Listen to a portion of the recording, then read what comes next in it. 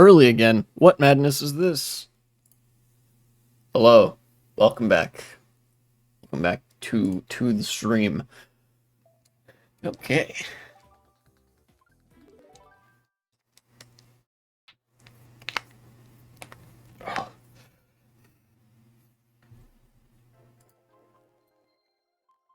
Yes, okay. I was just checking to make sure all the tags that I had listed were still there, and they are, so that's good. Um Last time I did that video react to Just a Robot and suffered moderate to severe head trauma in so doing. So I'm gonna take a brief break from that. Hopefully the next time I react to a video, it won't be as insane. Maybe it'll be more agreeable. Maybe it'll be more transparently insane, so that I don't like get reeled in every so often by like a coherent statement, you know. But this time, no react stuff. We just got other things to talk about. One of which I forgot to talk about last time that I intended to. Uh, it is not in the title this time, but the let's see, the farmer protests in Europe. I am gonna mention that at some point. I have a couple news articles to that effect. That's the only thing I think that I have like a really long news article on. There's a couple things that I have posts from More Perfect Union about. My favorite Twitter account, believe it or not. One of. Um, yeah, we'll see how that goes. I do also have some stories just from my life, some fun things happening that I'd like to talk about.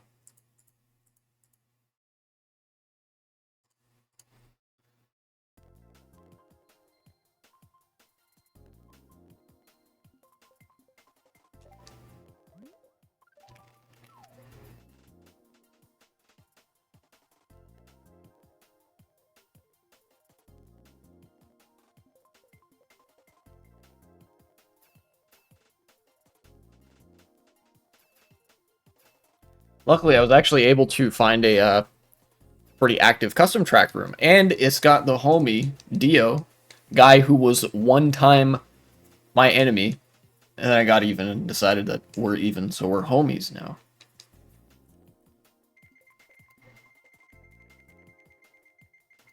That's what's up. Bowser Castle DS. Okay, let's pull this up so I can have that ready. Any moment's notice. There we go. This way I can still see everything I need to see. Alright. Oh, for a second I thought it was mirror mode, because I didn't immediately recognize where I am in relation to other stuff, but no, okay, it's 150.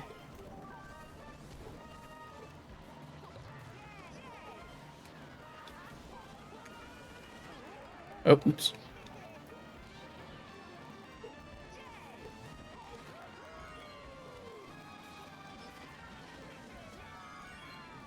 Okay. And I didn't get a box. That's all well and good.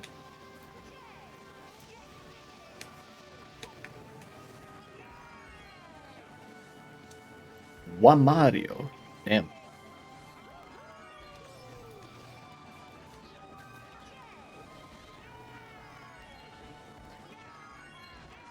I'm probably going to focus on driving a little bit more for this first race, or maybe even the first couple of races. But I will get to the, I don't know, topics of the day eventually.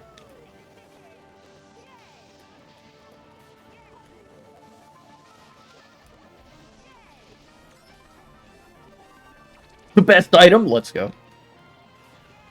What's up, Dio?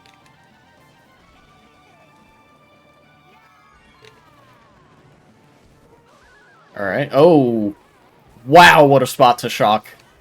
That's going to give first a massive breakaway.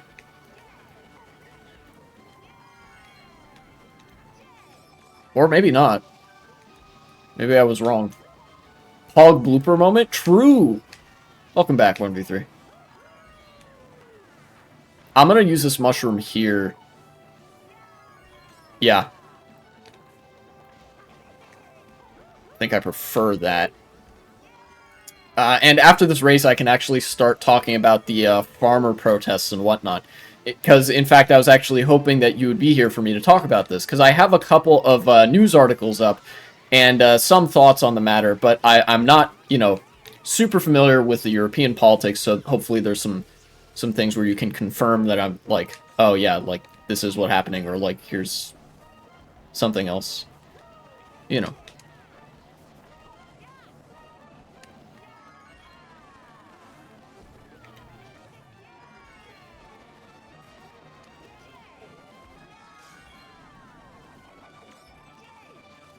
Got somebody.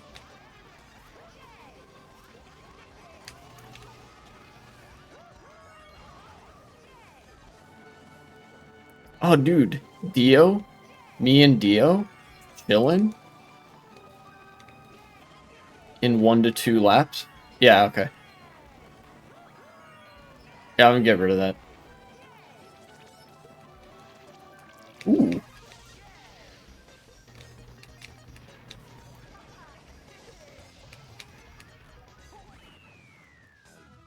No way that just happened. What a race! Very cool.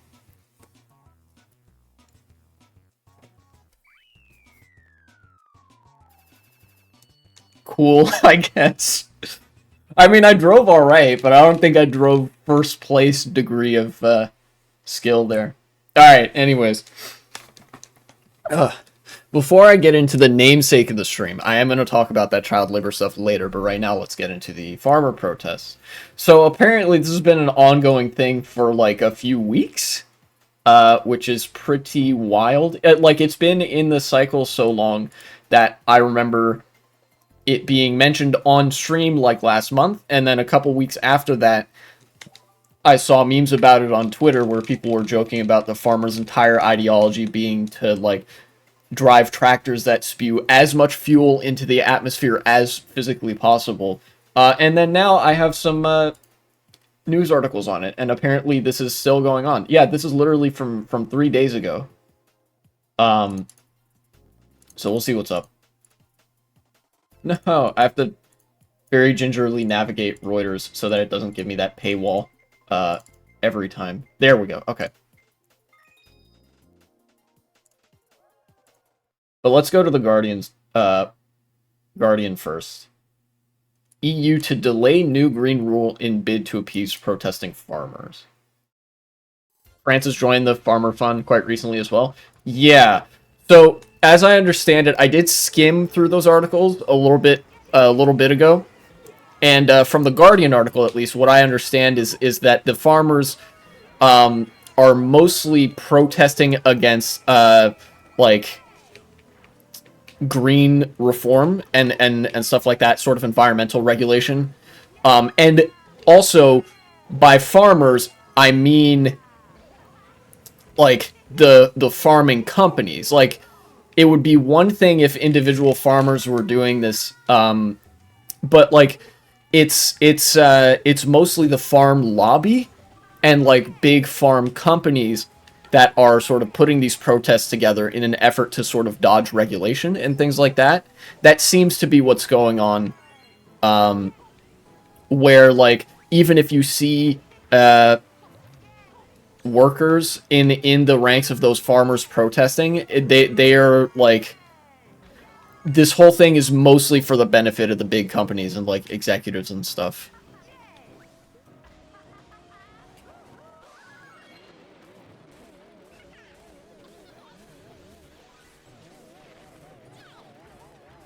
And in fact, that explains some of the behavior that's like gotten some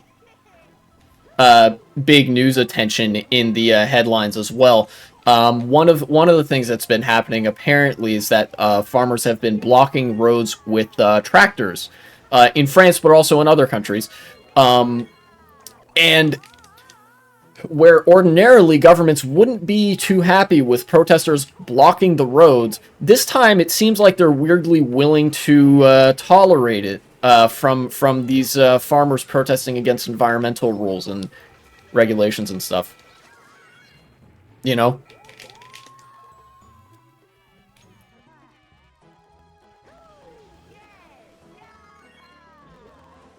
that's what I think is happening from what I read in the Guardian.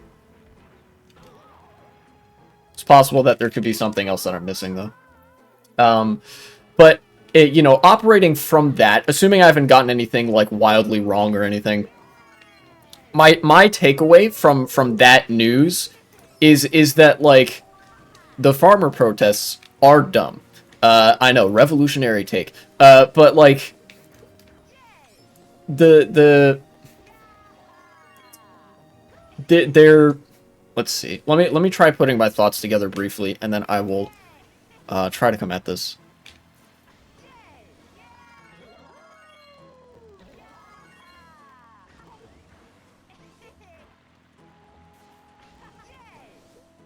Okay. Alright, I think I know what I want to say here. So it seems to me that the farmer protests are an attempt by like the farming companies, the big like farming industry in Europe to try to astroturf or like create a movement that is grassroots seeming in an effort to say like, hey, haha, don't put all these regulations on us, right? You know, it's the people don't want that, huh? Right? And so that's sort of they're trying to get the sort of populist angle on things to get some sympathy from the public, but then with respect to talking to governments and stuff, they are more so leaning into their lobbying connections, and you know, as far as I know, everybody who's been like organizing these protests and like everybody in government who's dealing with them knows fully well that like this is just the farming companies that are responsible for this and the farming lobby, and this is like mostly in their class interests and not in the class interests of the workers. Because regulations are not a thing that hurt workers, you know. The only way that regulations can hurt workers is if the cost of those regulations is offloaded to them from the like the high paid executives and whoever else who decide to do that. You know,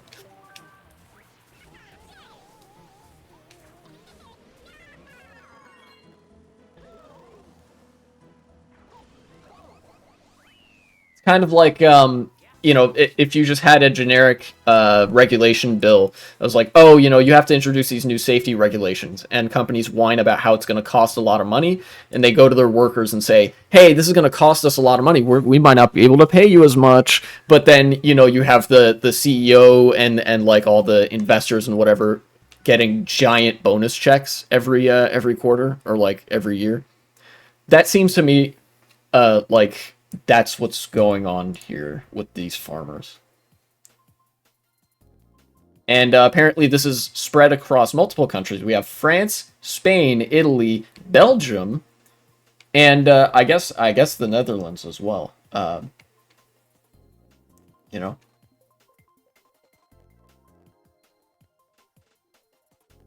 Ah, yes, a helping hand for the sector at a difficult time, as if they need it.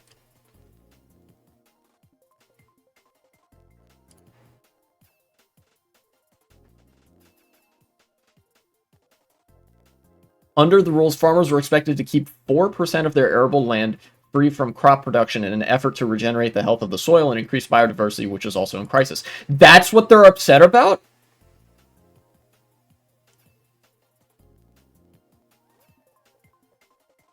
Damn. Quote saying that we'd all die without most of our farmers, even though most of it is for export. And like, yeah, it's funded by huge farmer companies trying to stay out of sight, but using the farmers to make people believe that the government says it's the fault of the farmers and they're deleting them, which is just not true, of course. Yeah, okay, so that is basically what's going on. Yeah, okay, so the farmers are flipping a shit because the government's like, hey, we're gonna pass this new rule. You have to set aside 4% of your land at any given time to just not have anything on it so that you don't literally overfarm the land and like destroy the entire ecosystem. That way you'll be able to keep farming for longer, the industry will be stable, whatever. This is for the interest of your industry in general and for like farming and whatever. And they're like, no, we want to be using 100% of the land, even if it creates fucking Dust Bowl ass conditions. Seriously, in the United States, we had a similar crisis to this 100 years ago. In the like Great Depression and the years leading up to it, the United States had a farming crisis in the Midwest and in the Great Plains region, where a lot of farmers, whether through their own misunderstanding or through other like perverse incentives from their their bosses or whatever, they overfarmed the land and they deprived the land of nutrients, which basically it turned a lot of the prairie areas of the United States that would have otherwise had like fertile grasslands into a desert. And there were like massive dust storms and like air quality problems, and this legitimately made a third of the country like almost unlivable. There were dust storms as far east as where I'm living now. Like imagine every summer or every season when the winds really kick up and when there's a lot of storms. If we just all of a sudden there's just dust and sand flying through the air all the time. That's the kind of consequence of rejecting environmental policymaking and sustainable practice like this, is that it really renders the land completely unusable. It's not good. But this is the interest of short-term profits at play, and this is the only thing that the capital-owning class is ever interested in, is the relative benefit.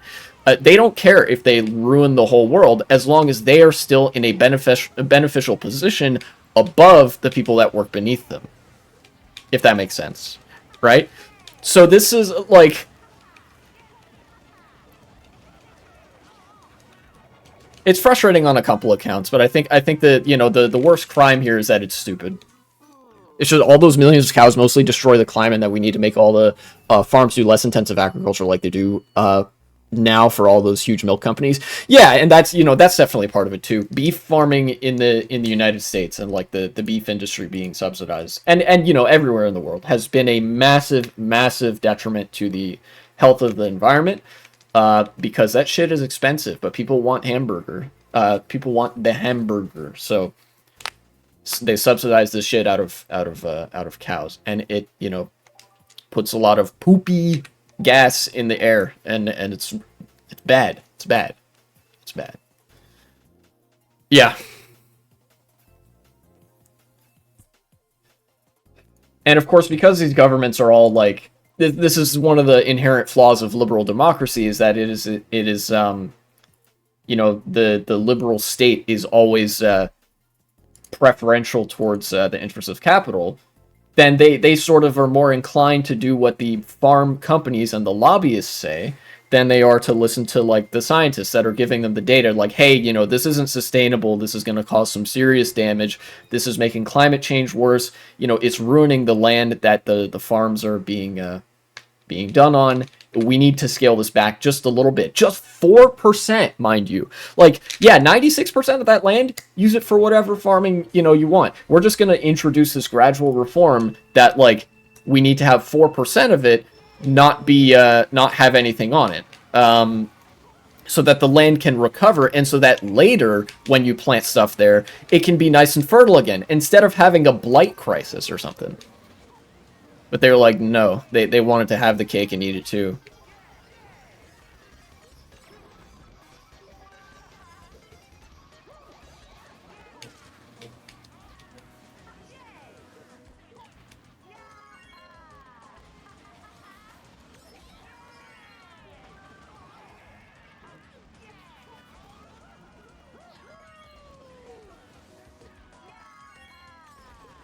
No, I didn't get a box. Ah.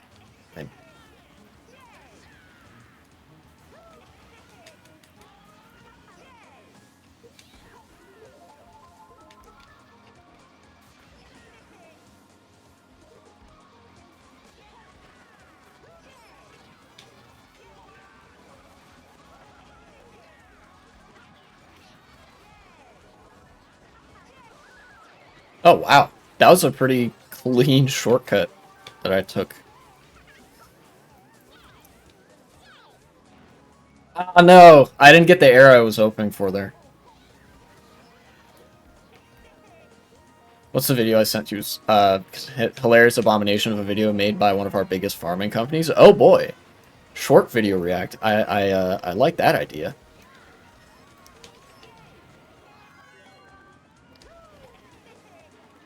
I'll take a look at it in a minute. After this race, probably I'll check it out.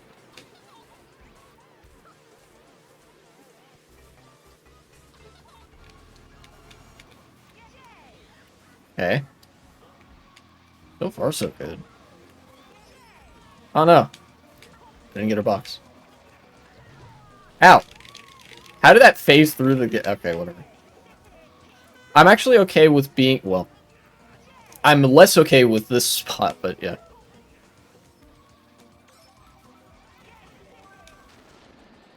By the way, this video is the proof we need for the existence of aliens. Ah, yes, because everybody in the video talks like they are an alien. Yes.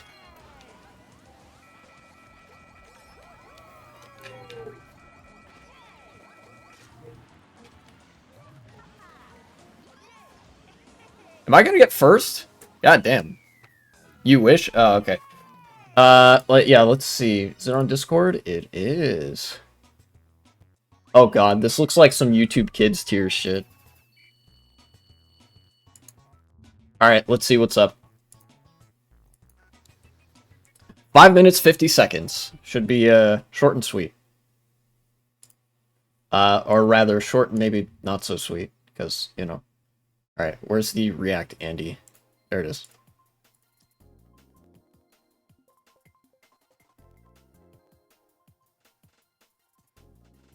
Let's see. Wait. Dutch auto-generated. Click the first settings. Auto-translate? Where's English? There it is. Okay. Let's see if, let's see what this video has to say about things. Dutch farming companies. How are we gonna justify our shit today? Ah, look at this like-dislike ratio.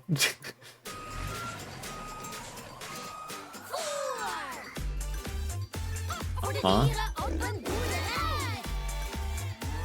Wow.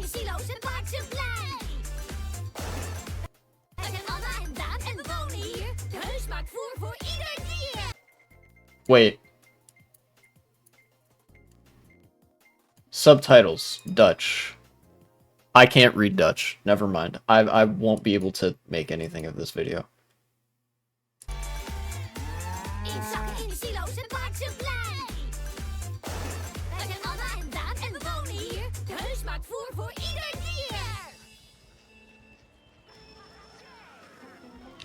That's just the intro? Oh, okay. Alright, hold on. Actually, I have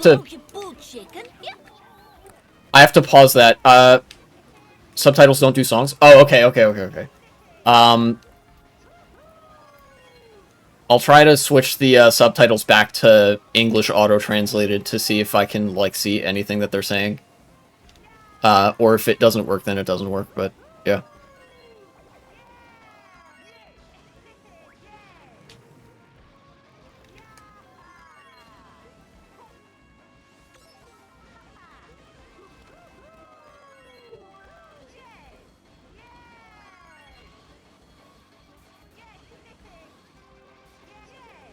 So far, so good this race. Been driving good. Wow. It's gonna be... Oh. Alright. Shock. I can kind of guess what this video is gonna be. Which is just like, wow, isn't farming cool, kids? Like, farming is important. Also, you should let the farmers do what they need to do. You know, when the government tells us not to do these things, that's because they don't want us to farm right. Or, I don't know. Something like that.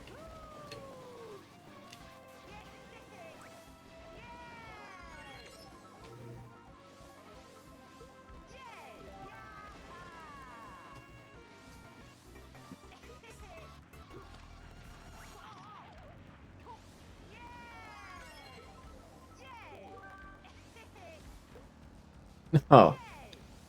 Rip. Okay.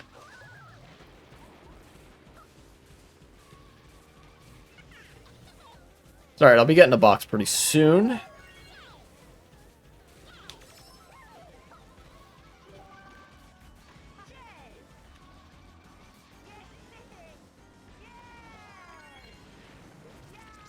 Dude, I've been driving so well this race.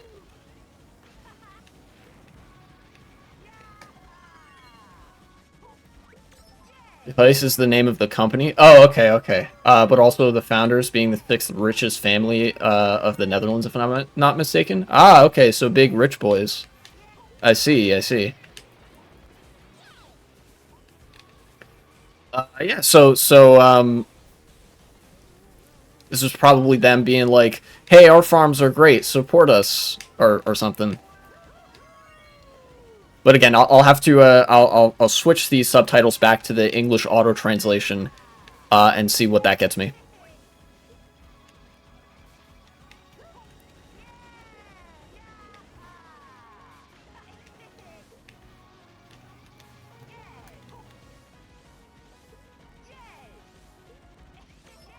Damn, I drove really good this race.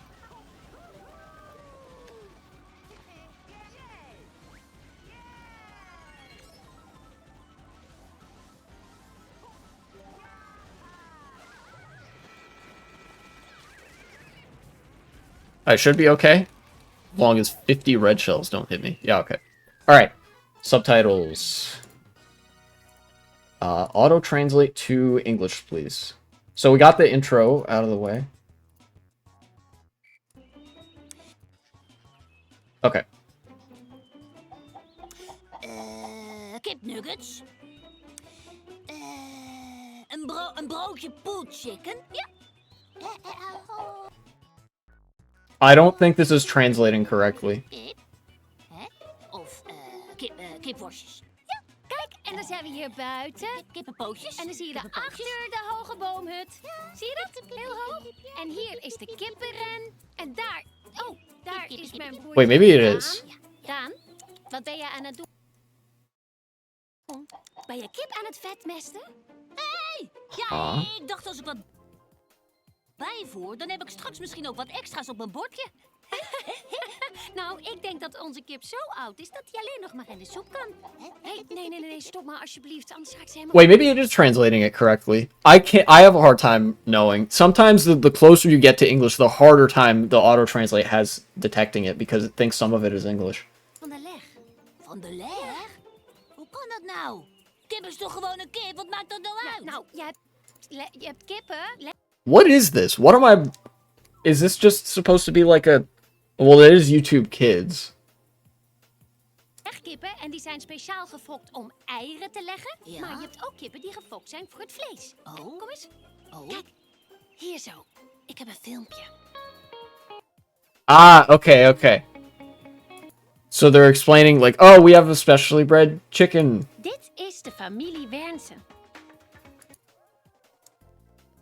He is fattening that chicken so he can put him on the fire and get some chicken nuggets. I see. Yeah, I kind of assumed that was what was happening, but holy shit, the subtitles are doing a pretty poor job of communicating this to me.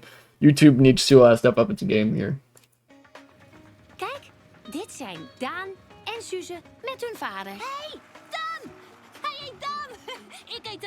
So is this the family? The like... De nieuwe kuikens. So that's the family that owns this this farm company. Because if it is, I have some thoughts. Oh, just an example family? Okay. Gotcha. So I was gonna say, sometimes in America, what business owners will do is they'll take a picture of themselves or like video of themselves, and be like, we value hard work at our company, and they'll do some like video of them supposedly doing work at the company or whatever, you know, and it's like they're not actually doing work, it's just a photo op and stuff, you know. But I guess if this is an example family, they might not be doing that thick beat for beat, but you know.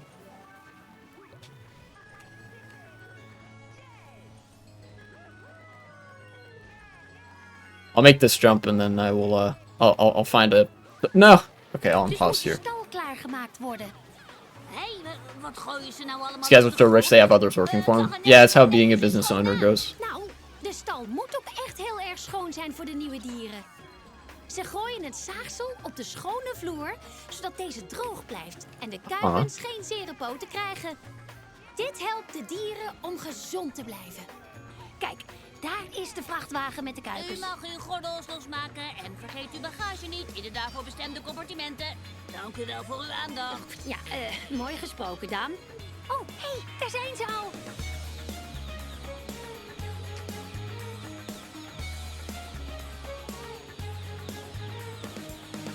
Okay, I don't think I quite...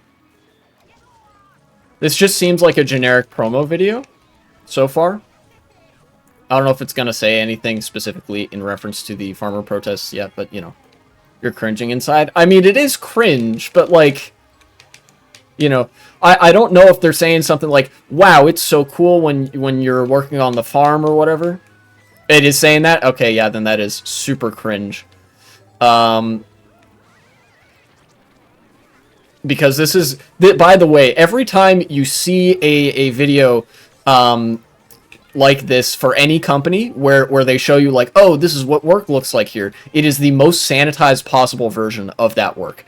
You know, like you should always assume when videos like that are shown to you that there is an insane amount of mistreatment happening in it, like behind the scenes, and that like you're not being given even a particularly accurate picture of what working there is like, or what you're expected to do. Like, this stuff might be some of the component parts of the work, but I guarantee you they are only giving you at best like 1/4 of the picture. And it's only the good looking parts of the picture as well. Oh, kijk dan hoe lief. See, here's a great example. All right, let me turn off the closed captions just so you can see this. Look at all these chicks, right? They're showing you real quick, how long does this last? Niet zo dringen. Er is ruimte A few seconds. voor iedereen, hoor. Wat raar. Waarom gaan ze met z'n allen bij elkaar zitten terwijl er heel veel ruimte is? Zou het te koud voor ze zijn of zo? There we go. Okay, this is what I was thinking of, a variation of it at least. You see how they showed very briefly a bunch of chicks in one place. This, you know, these are sort of typical factory farming conditions, and like, one of the hallmarks of factory farming conditions is that animals are crammed so tightly together that they actually start getting sick, and all sorts of problems start to arise when basically you have animals in similar to conditions that slaves were in when they were brought over across the Atlantic, literally packing them in end to end. And ordinarily, in some videos, what you would see is a very brief clip of that, and then they cut away before you really have a chance to realize it. But in this one, what they did was they lingered a little bit longer, but then they tried to justify it and said, oh, see, we have them all close together so they can stay warm because they would get cold otherwise. There are ways of doing that don't involve these kinds of conditions, or that only involve this kind of condition very, very briefly. But as you could probably see from any animal rights documentary in the United States or elsewhere, this is not just a temporary, you know, very brief of the moment arrangement. No, the animals are kept in close proximity like that for their entire life on a farm such as this, and it ends up doing horrible, horrible things to their health. This is one of the ways in which farms try to sanitize their image. They warp the reality to the point where you see something that's like really bad and think like, oh, this is okay actually.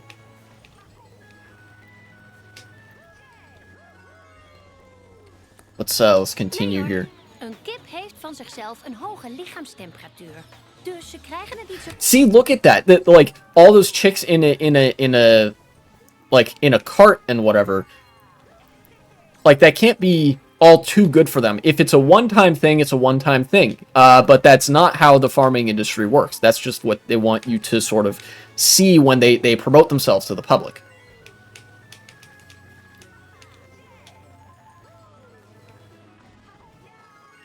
You go up here.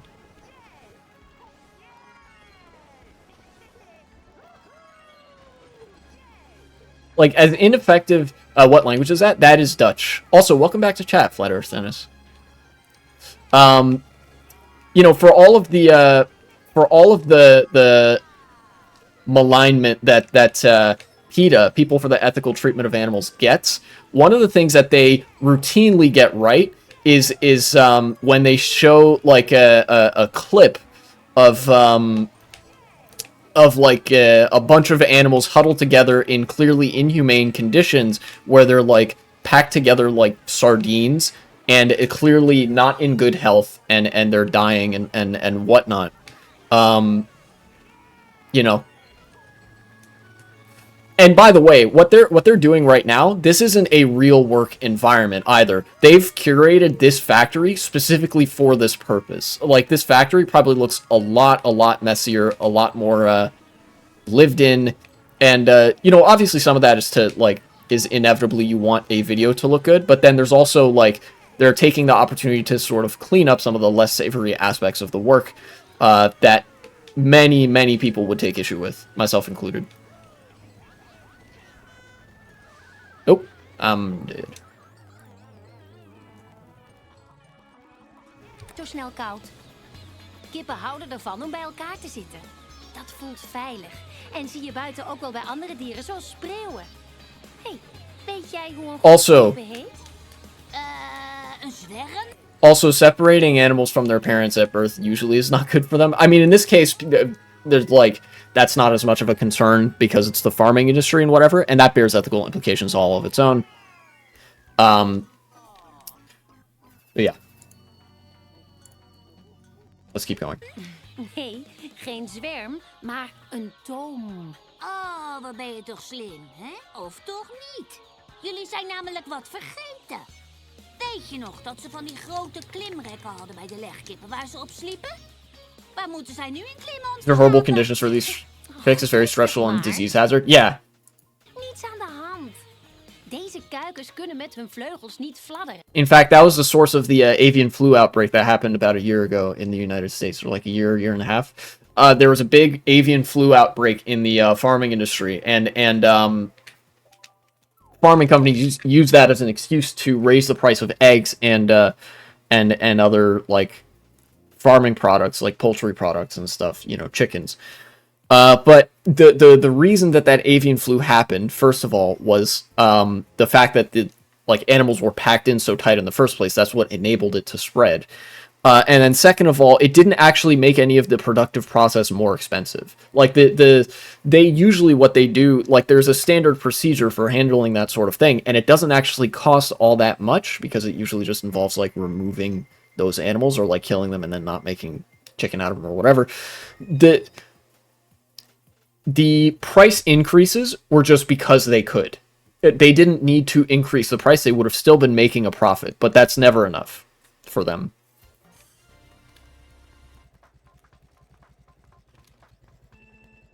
If you remember him from his most famous videos on America, our comedian with his own night show, Arjun Lubach, talked a lot about farming. This video came up in one of those topics. Ah, interesting. He probably had a much better take on it than I do because, like, I'm dealing with the translation issues and all that. Title was Agri-Giants? Yeah.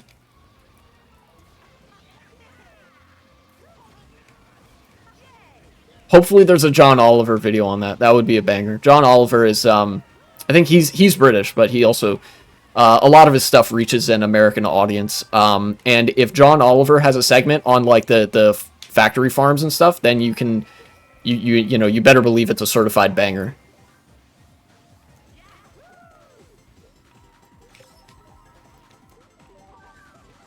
Excuse me? I didn't mean to hit him. Dang.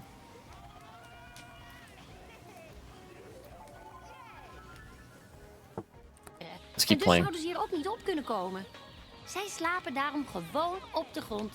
En om ze daarmee te helpen, maken ze de stal elke dag een paar uur helemaal donker. Can't believe I'm avoiding these red shells. Oh, dat is de voorbak.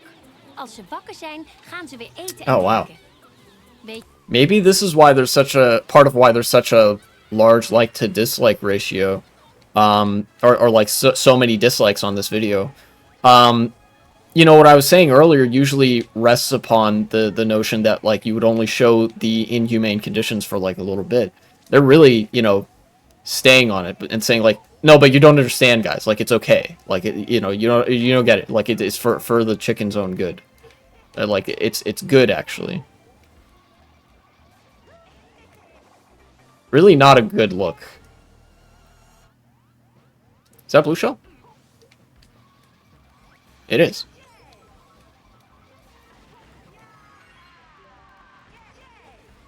Give me that mushroom. Haha.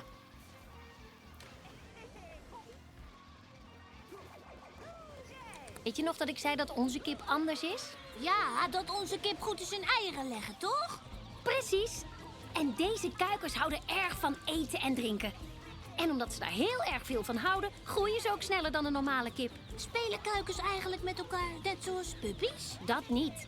Maar als er een strobaal in de stal ligt, dan gaan ze daar wel mee spelen.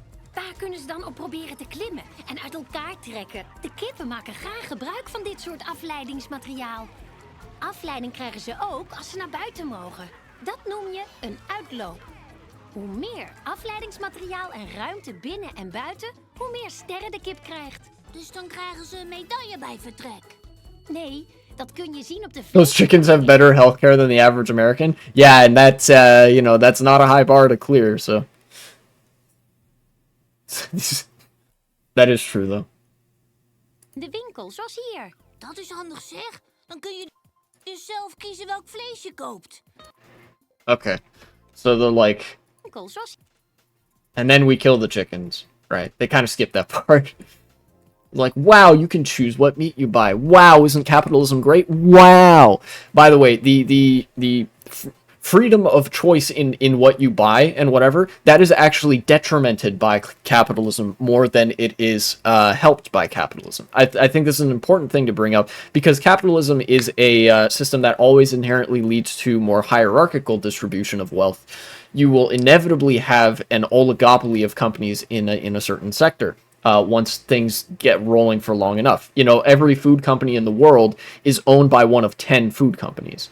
You know, so you don't actually have choice when you go to the grocery store to actually buy this stuff. When you would have that choice would be in a market socialist system, or in a system where there are extremely robust protections against monopolies that are regularly enforced. And that system cannot be a capitalist one, because there are incentive structures that lead to a massive benefit on the part of businesses if they you know, like, they buy off the government and all that, and the state, you know, acts in their interests. Basically, what they are saying about, like, oh, you have the freedom to choose what kind of chicken you buy. You don't. There are only 10 companies that own, like, all the food on the planet. You have to pick between one of those 10 companies, and if one of them raises the price, the other 9 raise the price too. You do not have a choice. In a market socialist system, things would be less centralized in the respect of, like, CEOs and boards of directors and whatever controlling all the price control. So even if there are only a few big companies in a market socialist world, something that is, to my understanding, less likely than it is in a market capitalist setting, then you would still have, like, more functional choice than you would in these circumstances, where, like, there would be actual distinguishing factors between the production of certain foods and whatever, and things like that. If choice is the argument that you're going for here. You know, basically, like, a lot of smaller merchants would offer you a much better choice, or a much better range of choice than a few very large vendors for a given product.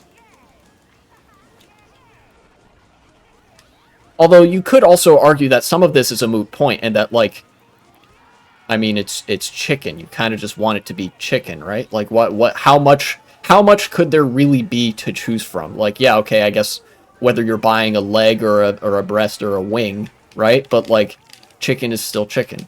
Should workers have rights? Yes. Unless they're French. I'm just kidding. Yes.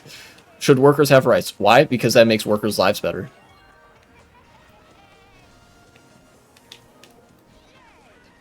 Or is this like funny meme answer or something?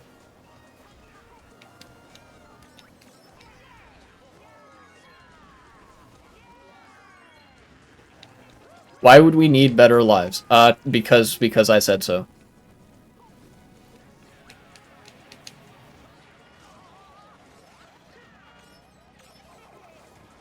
That sounds like a joke, but that is actually the realest answer that I can offer. Like, when the questions get down to, like, why should things be better? The answer is just because they should be. That's like an axiomatic question.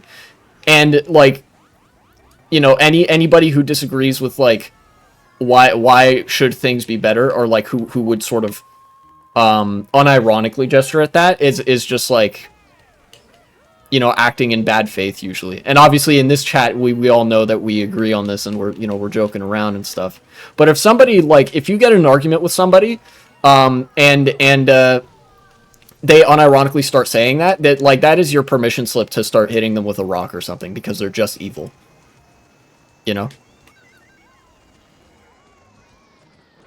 Like, all those videos when I talk about conservatives and how they don't like human happiness, that sounds really hyperbolic, but that literally is true.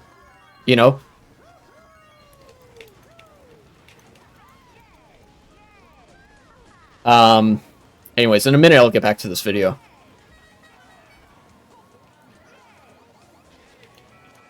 Fourth place. Hey, daar is Daan weer. Ja, maar dat is een andere vrachtwagen, of niet? Dat klopt. De kuikens zijn nu een stuk groter. En daarom worden ze door een andere vrachtwagen naar het slachthuis gebracht. Just to throw it in chat, people always want to get better version of anything. And if we can make things better, we might as well, don't we? Yes, that's right. We should just remove all taxes and governments that have giant corporations. Sounds more efficient. Yeah, true. And then we can have we can reward them for working 1 million billion times harder than everybody else combined, because that's definitely how things work. Yeah. Kipnuggets of plakjes kipfilet voor een brood. Oh, ik heb nu echt trek gekregen. Hey, wacht nog even. Dan maken we dit eerst even af. Kijk, nu moet de stal weer heel... This is probably killing 1v3 the longer it goes on. I'm sorry. ...schoon worden gemaakt, zodat er straks weer nieuwe kuikens in kunnen. Hey, dankjewel Daan, dat je... India tried that back under British rule. How did that work out? Hey, to be fair, India didn't try that. Britain tried that on India. We should also ban avocado toast to end all poverty. True. Real and based. Yeah. Ons dit wilde laten zien. Doei doei. Dankjewel. Leuk. I already lost 4 lives to videos like this. Oh, okay, we're good, we're good. Yeah, 1v3 is immortal. Britain became rich, exactly. Yeah, that's right. The projects like that, this is a cursed fucking pause frame, holy shit. Britain became rich at the expense of literally, like, hundreds of millions of Indian lives. So for them, it was worth it, because they don't care about Indians and shit like that.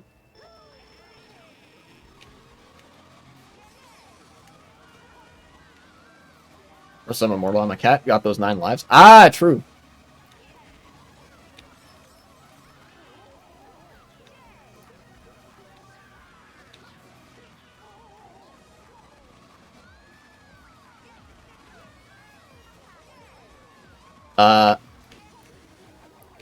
Let's see. What thoughts do I have on the video? Now you can see what I meant with aliens. Yeah, okay, true. Yeah, they just look like aliens.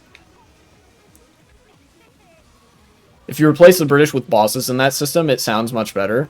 Sounds better, but it probably isn't. Like, what you're describing there is actually a really great allegory to one of the core critiques of capitalism. The system of, like, the British imperialism in India is something called primitive accumulation.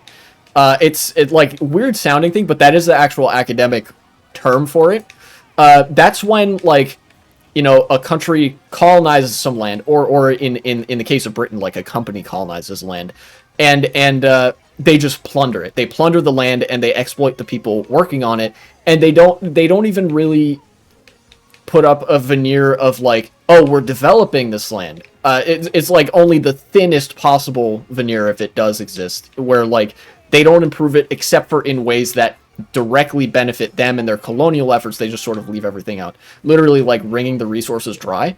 If you took that dynamic and instead of Britain and India, you had a wealthy, yeah, exactly, you had a wealthy capitalist and a business that they preside over, or like a workplace that they preside over, it would be the same thing. It would, like, the capitalist mode of production, business by business, is just like the primitive accumulation back in the day that you would see country by country. You know, there is genuine work being done in a like in businesses in the capitalist system. Like if you go to a mechanic shop and whatever, those guys are doing actual like mechanic stuff, and in fact their work, the work of the workers there, is making the world better despite this being a capitalist world. The problem is there's also the bosses who have all the say in the kind of work that they're doing and are extracting the surplus wealth, the surplus labor from those people as they're doing the work, right? They're plundering the wealth of the business away from the workers that are producing it, right?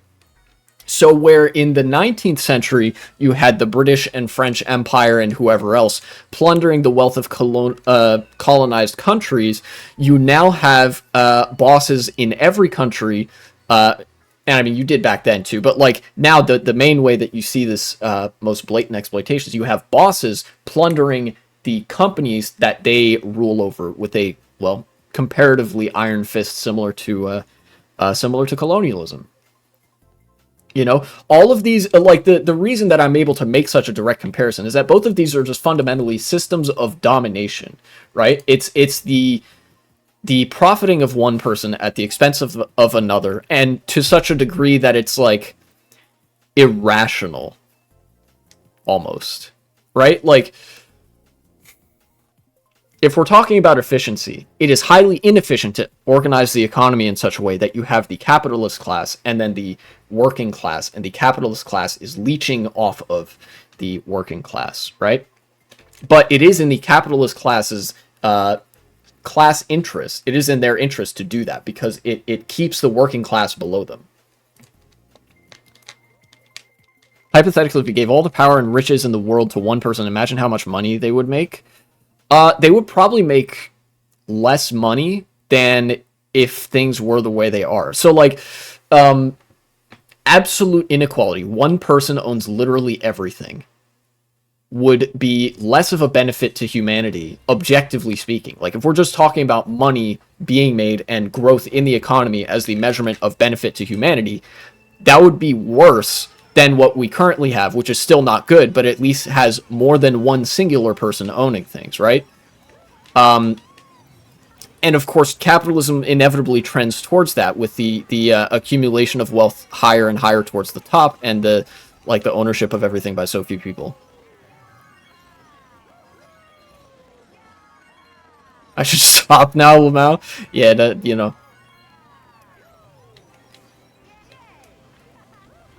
Theory posting is all well and good, but, you know. Of course, that one person would be making way, way more money than any one person nowadays, right? Because you have to have money in order to make money.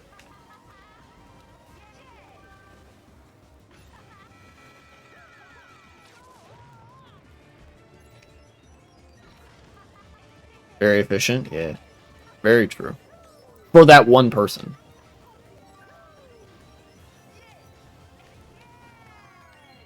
Oh, dang, I missed.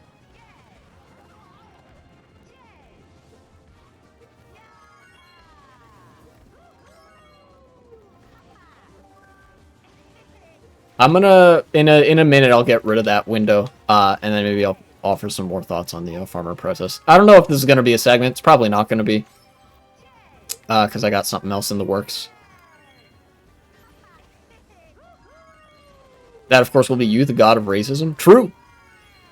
Yeah, the actual aim of communism is for me to own everything, and then I will die and write every single person in my will, so that then everyone will own everything.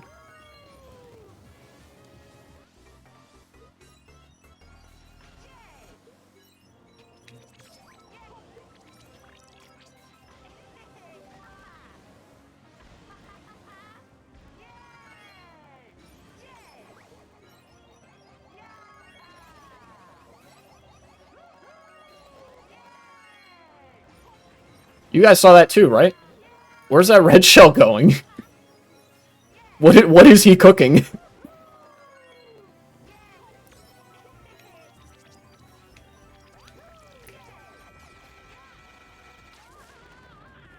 Oh, this is a good spot to get blued, because I can just do that. Yeah.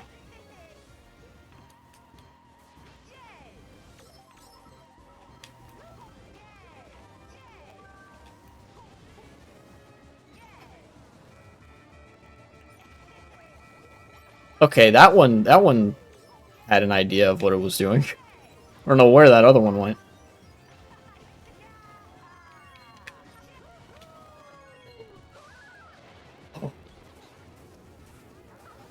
You know, in one sense, I'm kind of glad I got shocked there, because otherwise I think that chain chomp would have hit me.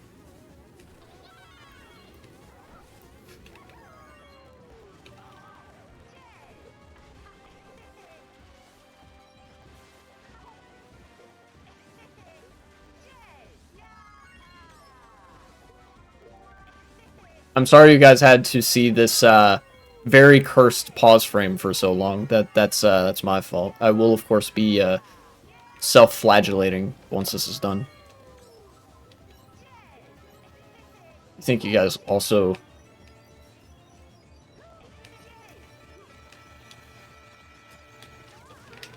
Is it just me doing that, or do you guys also talk while gaming about the game, even though there's no one there? I've done that sometimes, if I get particularly into it. All right, get the shit, get it out of here. Get that video out of there. Get him out of here. Okay.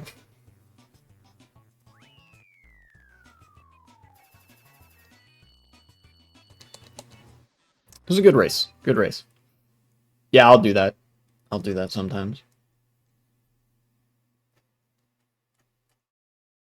Yeah, okay. So it seems like the farmer protests were basically what I thought they were, which is that like EU countries introduced some very modest reforms, such as like, oh, the 4% land use thing. Also, you know, you have to abide by these admission standards and these, you know, these rules and whatever standard stuff. And also, like, you know, probably not increasing subsidies that much because, let's be real, the world isn't exactly struggling in food production.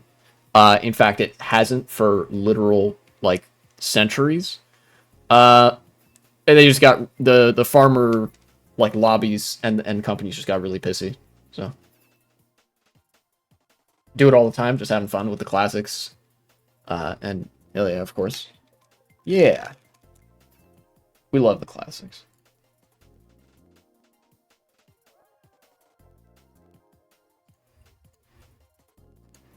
By the way, you can tell that these protests are more in the capital class interest than in the working class interest because they're getting international news coverage. I would not be hearing about these protests if they were at least not nearly in the same light if they were about workers, right?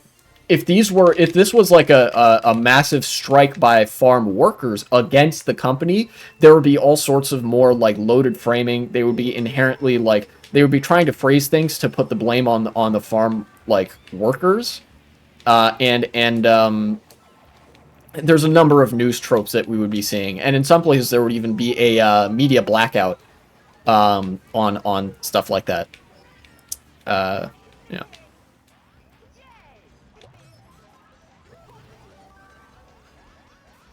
Bomb. No. I was gonna say I'm on thin ice, but this is pretty thick ice, actually. If I go back to the... Gotta be careful with red shells on the very slick road.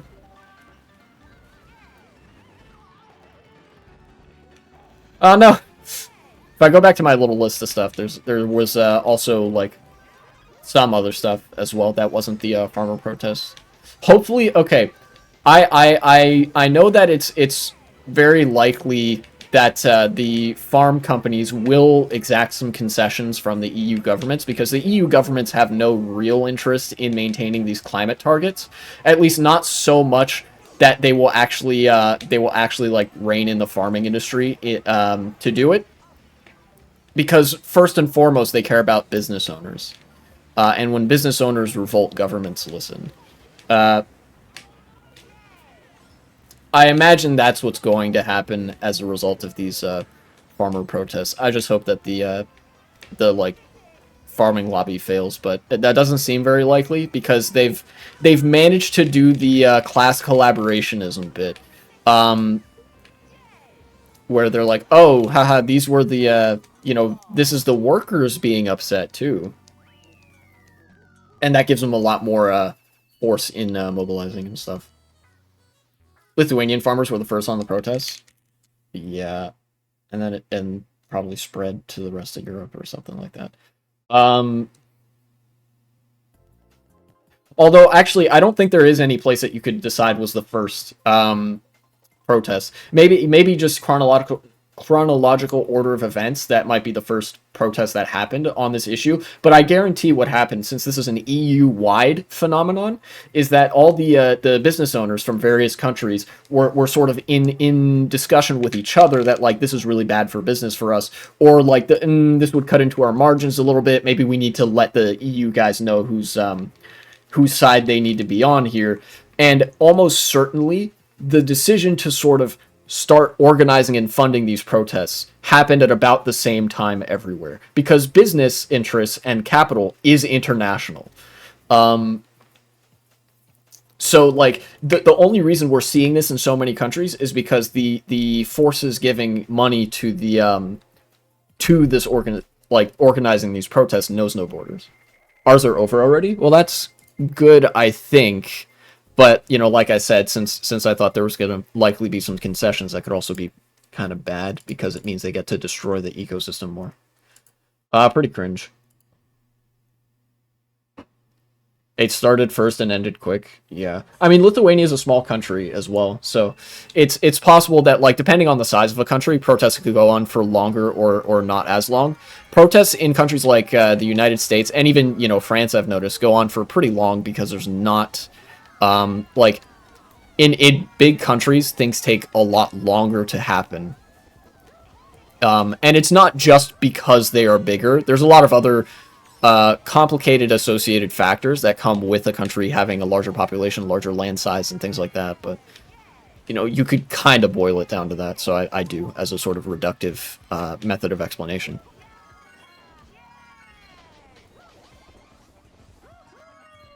We never stop. That's true.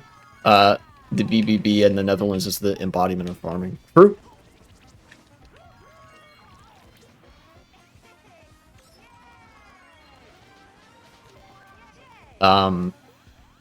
Yeah.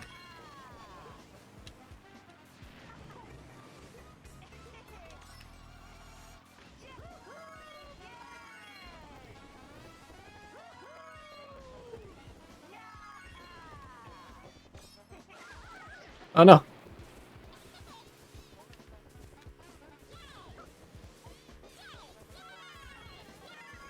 In before Blue Shell. Knew it! How did I know? Battle track from DK. You heard the song? Yeah, this is the, was it Funky Stadium or something?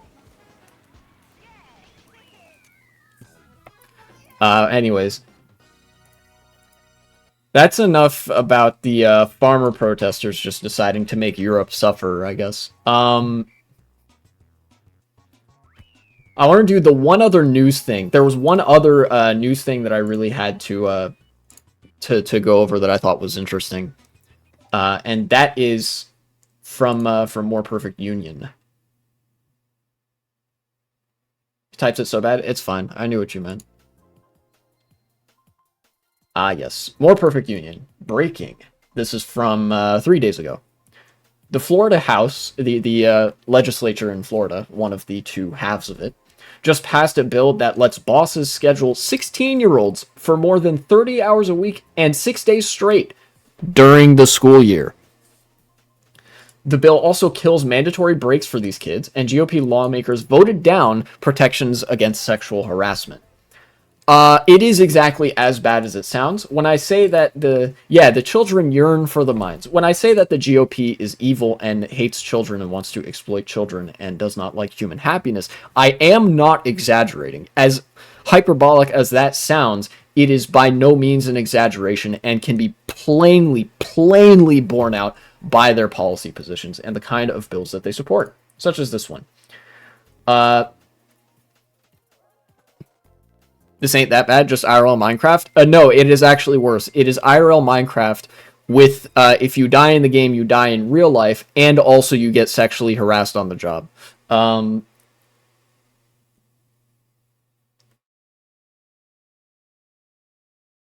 Just listen to the bill sponsor. She says, the Republican lawmaker that introduced it, if teenagers are working, quote, and they're not happy with something, they'll just ghost us at lunchtime. Zero regard for the lives of children, of course, as we've come to expect from the GOP. And the lives of workers as well.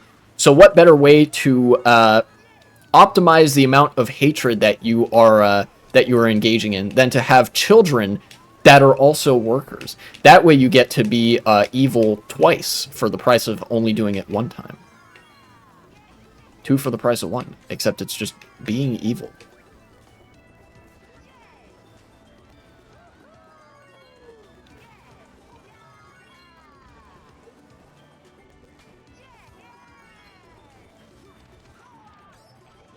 And you don't need to bring in immigrants. That's true. This could also be something that the Republicans are doing as a wedge to sort of decide to shut off the country from immigration, because a lot of the Republicans' proposals, in addition to being evil, are just downright like economically unviable and unworkable. Right? The United States needs immigrants in order to supplement the working age population. Because it's a developed country, and due to a variety of factors, many of which can be addressed but currently aren't, the birth rates in developed countries tend to be lower, and as a result, you don't get as many native-born like workers with each successive generation.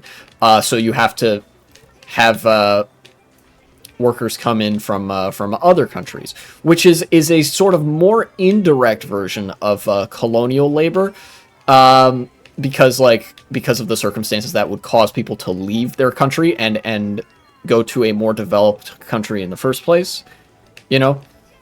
But ultimately, like, Republicans also just despise migrants, and although they do also want to use migrants for slave labor, they want to be able to do their whole close the border shtick. In order to do that, they need some way to sort of patch that up, at least the ones that actually care about patching that up. So they decide, hey, let's just put kids to work again. You know, not like we have any ethical considerations here, because we're Republicans. The power struggle happening in Ukraine right now, hopefully it doesn't affect the war. I did not see that. I might get to that in a minute.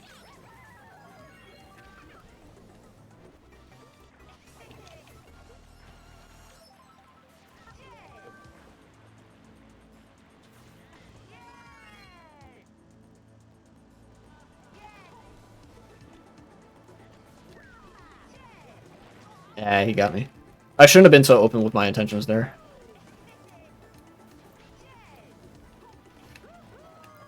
Planning to fire Zaluzhny, and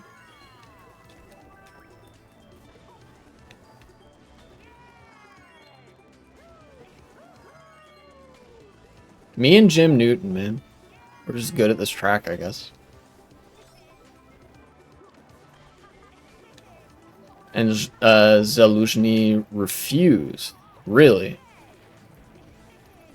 Is he even able to do that? Like, is that a thing that he's even, like, can even do?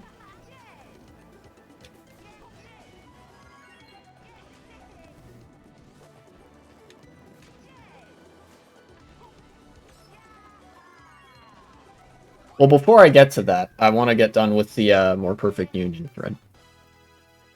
See how the Republicans shot down one amendment and protection after another. This links to another thread, actually. The Florida hearing about child labor, one rep proposed maintaining sexual harassment records and giving them to parents. She described 2 teens being videotaped and sexually harassed by their manager. Republicans didn't ask questions, they just voted it down. Average GOP behavior. Republicans know how bad shit like this looks for them, and they know it's a losing issue, which is why they try to not talk about it and instead focus on, I don't know, hating trans people, despite the fact that that's not popular with people either. It's the whole reason that they started the culture war bullshit in the first place, is because Republicans know that their economic positions are comprehensively unpopular, unworkable, and sow nothing but misery. Such is the case with this. This can even be borne out in that one discussion they had in the legislative session. They know how bad it looks, so they didn't talk about it. They just voted against it. Keep discussion at it to a minimum. And just get all the good stuff out of there. Don't even talk about it. That just brings the spotlight to it for longer. We want to roll back child labor protections because that this is the prerogative of Republicans.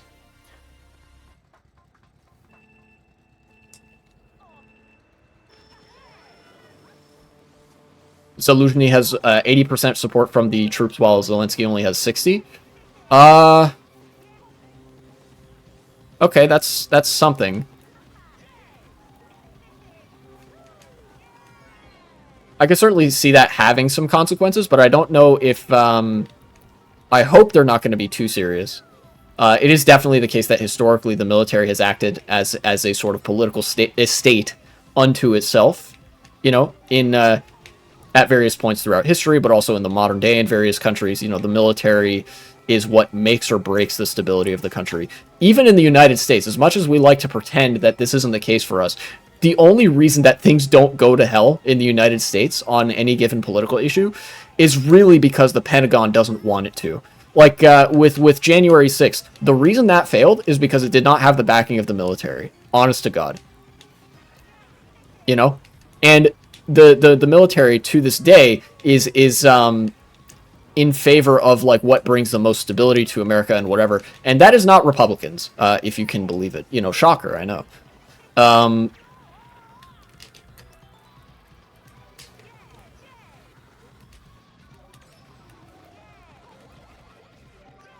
This track is always difficult for me to drive on.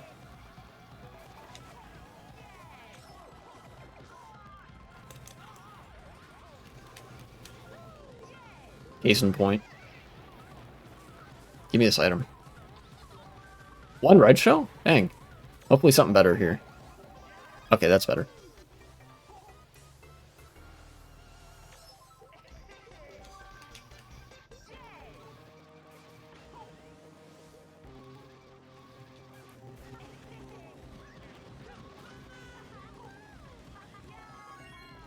Oh, okay. Things get a little hectic here.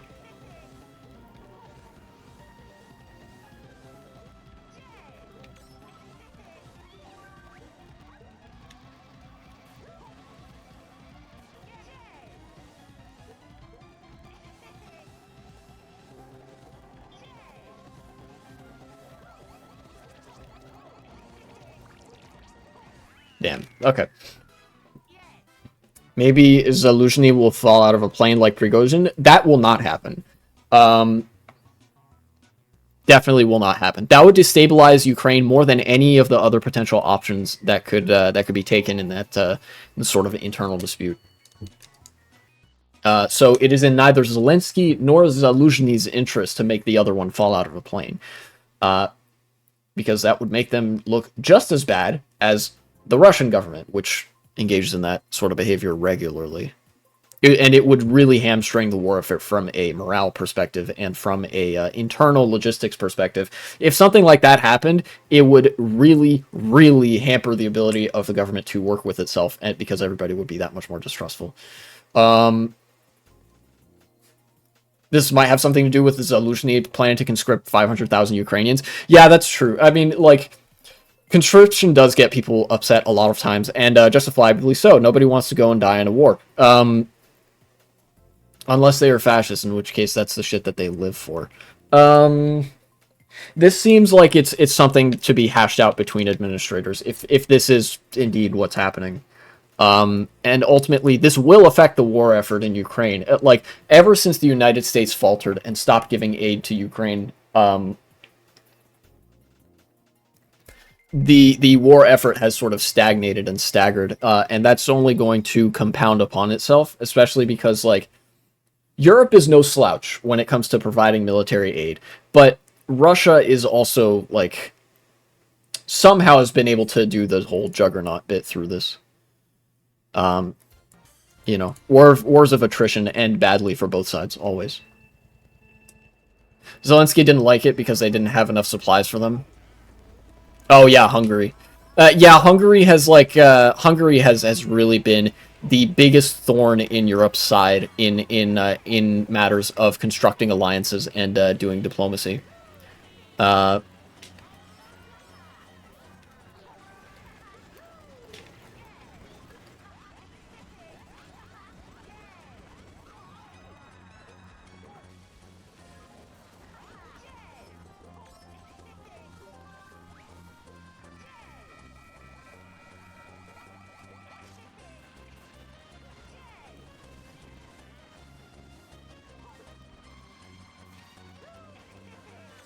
He just kind of let me pass. That was weird.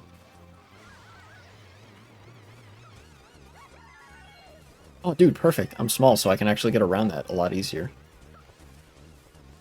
Great. I'm just gonna hold this red shell, because he got a couple of items, I think.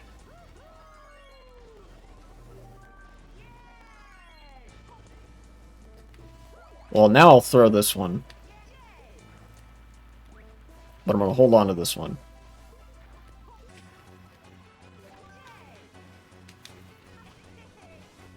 Yeah, Viktor Orban is cringe, as we all know. Very cringe, many such cases. Having trouble seeing around this corner. Okay. Oh, I got him. Oh yeah, because the shock. Okay. It is in my interest for the rest of this race to maintain this distance between myself and first place. I do not want to overtake first. Urbanistan? I mean, that's probably what Orban would really like, but, you know, hopefully not.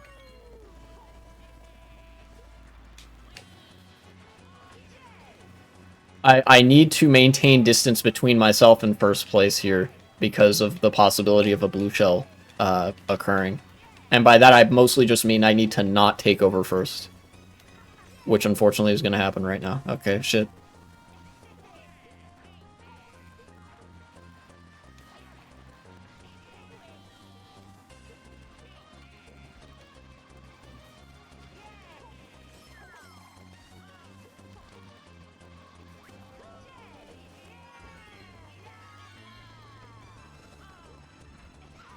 Alright.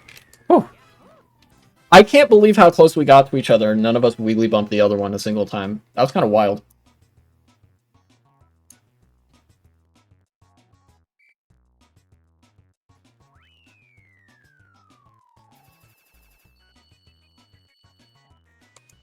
Alright.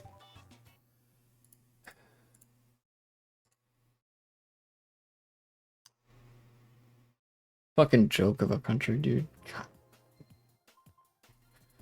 This is part of what I mean, like the Florida stuff. It's part of what I mean when I say that, like, politics in the United States really is a race to the bottom.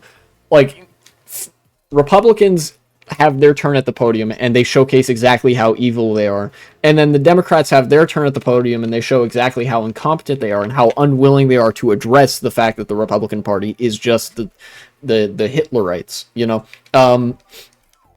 And it, like, they go back and forth like that, where Republicans will be like, we will make things worse for everybody, literally in every way possible. We want to put your children to work in the mines and also strip all the resources away from them that deal with potential child abuse and sexual exploitation.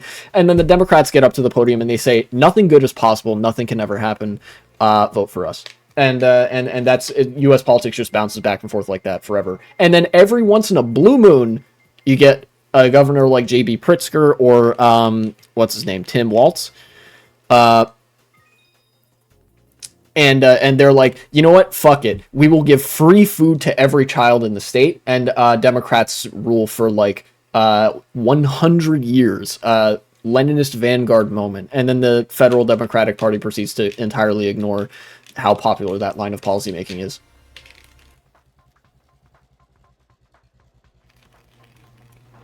With the train and the football station in this village being useless and way too big for such a small town, which were funded by EU taxes, our Dutch girl Judith Serengeti is actually public enemy number 1? Really?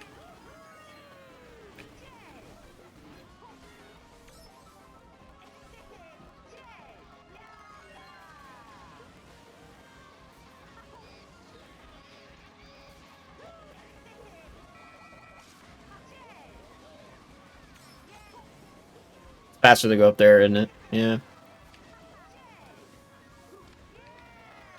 It's because she did research in the... Oh, I'm having a hard time reading that while driving. Oh, dude, did that person do a Goomba snipe blue shell dodge? If so, that's actually, like, kind of wild.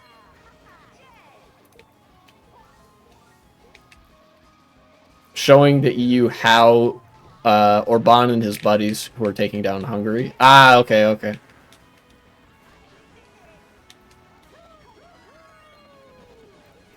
So the EU has effectively taken the road of we want to placate Orban, and this person was like trying to expose Orban for being, well, Viktor Orban, and then the EU didn't like that, I'm assuming.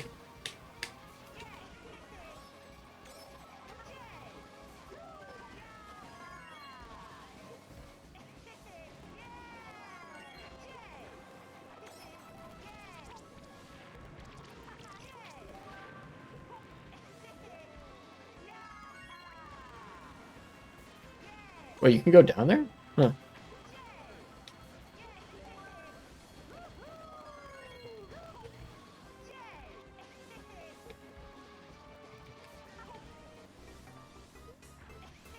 I have a banana and a fake item box in third. This is never usually a good sign.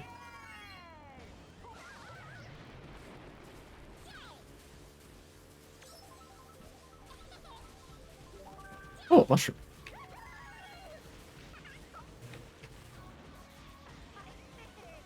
This could be useful.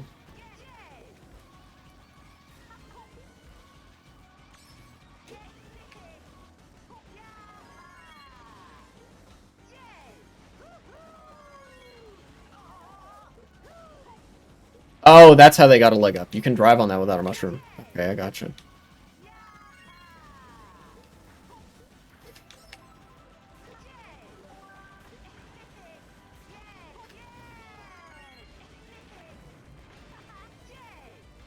Excuse me, gentlemen. Me when I snipe first. When voting for aiding Ukraine, they waited till Orban went to the toilet because he had used his veto against it. EU is deciding to skip his dumb face and aid Ukraine anyways. That's right. I read about that. That is based, by the way. Just like, let's wait for Orban to leave, and then we will fucking we'll fucking vote through this aid package when he literally is not there to stop us.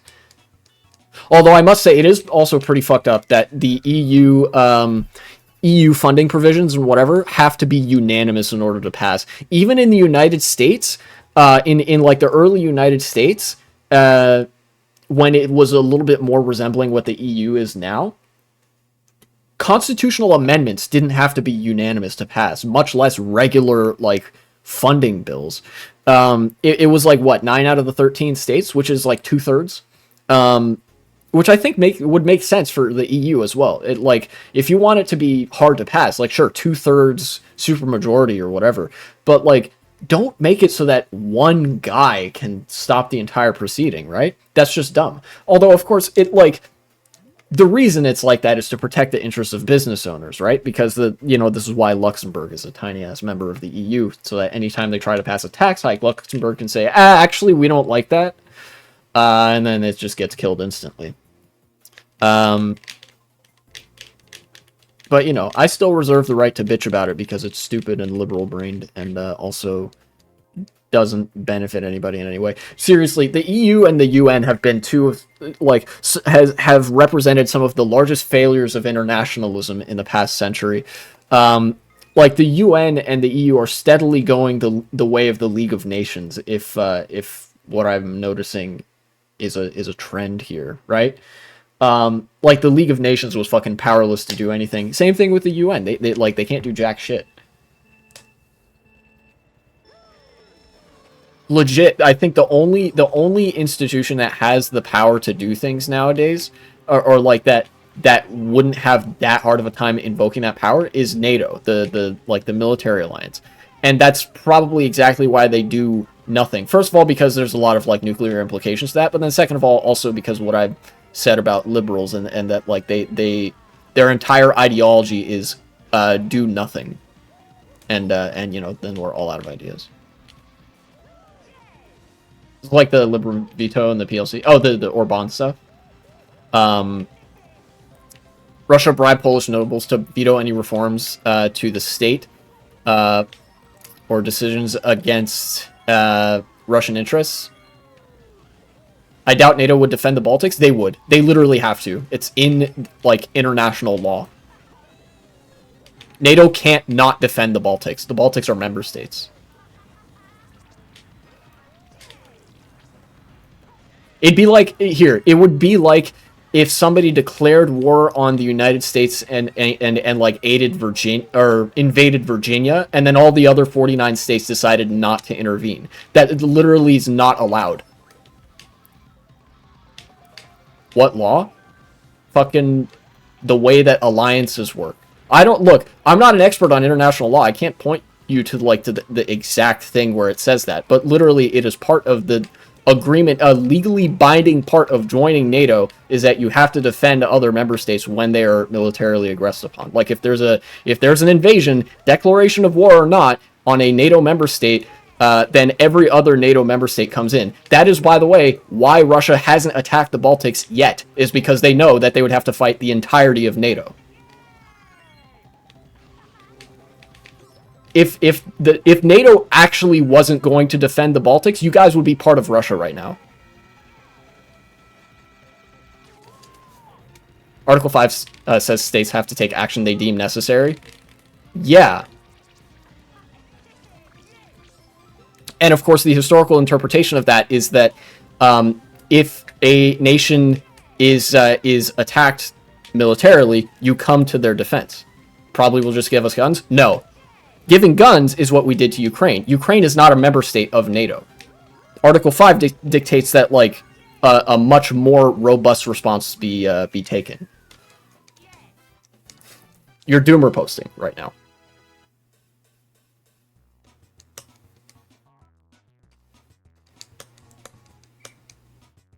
Although they would also give you guns, in addition to sending troops and joining the war if you were attacked. That's how military alliances work.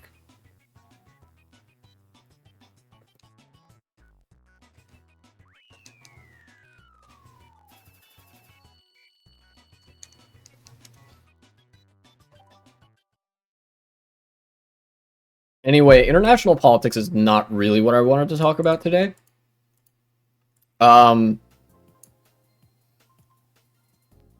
There was something interesting that happened recently that I think deserves mentioning. Yeah. A little while ago, I was playing Battlefield 1. Very fun game. And I want to talk a little bit about the value of being casually on the left, right? As much as I aestheticize myself as oh, haha, red star, you can see the logo right there. In some ways, that's kind of a detriment to what I'm trying to do. But anyways, I was playing Battlefield 1, and it was a veritable blast. That game is very fun. you know, was just sort of chilling in a conquest match. And at one point, I like tried to go a certain way and then got stuck in the razor wire and died. And I made a joke about like, my dick got stuck in the razor wire or something. I don't know. I thought it was funny at the time. And then like that prompted some guy, some fucking boomer in chat, or I guess self-admitted Gen Xer, to go on a like unhinged, foaming at the mouth rant about how yeehaw, long live Texas, long live Governor Abbott, fuck the federal government and whatever. And a more internet poisoned version of me would have like genuinely tried to argue with that guy, but instead, like, me and most of the other people in chat just sort of obliquely talked shit about how Texas is a dumbass state and that like their roads fucking suck or whatever, because that is true. Texas infrastructure does in fact suck, and all that, and just sort of kept it to game conversation. Meanwhile, this guy was like frothing about like the whatever crisis at the border was happening, or whatever imagined crisis, I guess.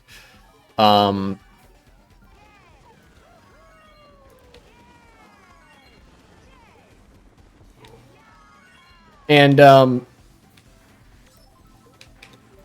like people were like, bro, what are you talking about? Like, dude, the fuck is wrong with you? You know, like this guy just going on several unhinged tangents at a time. And I'm sitting there shitposting about Five Guys burgers and fries, and he's like, hey, what a burger is better? It's like, nah, Five Guys is pretty good.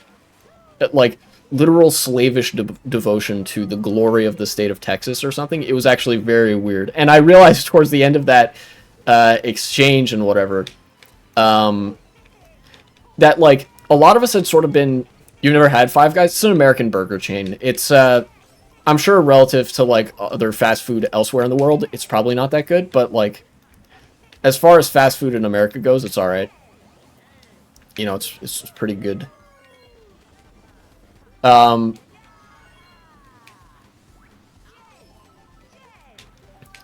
Like, some of the people were sort of alluding to progressive stances that we all had and stuff. They're, like, pretty casually held progressive stances, too. And shit like that. That didn't even necessarily have anything to do with Texas specifically.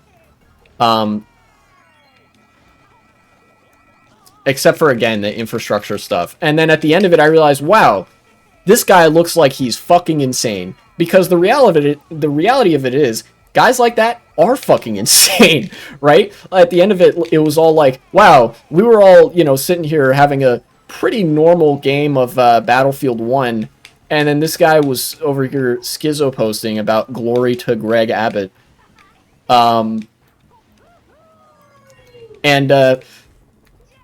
Like, a lot of convincing people, or a lot of, like, drawing people a little bit to the left, mostly just involves giving right-wingers a length of rope with which to hang themselves, because they are genuinely insane and need professional help. Like, this guy is a Gen Xer. He has to be at least in, like, deep in his 40s, and he's on a random game server talking about, like, the South will rise again, glory to the state of Texas, and whatever. And we're just trying to play the game.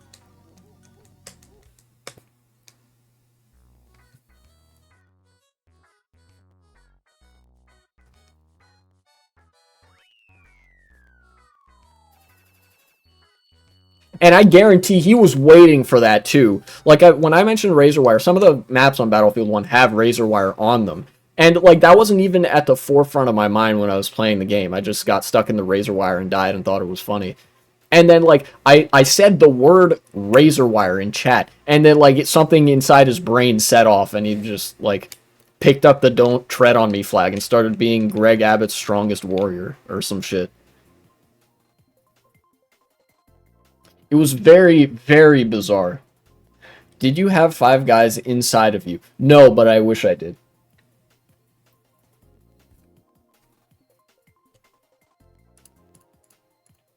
Unfortunately, that was not the case.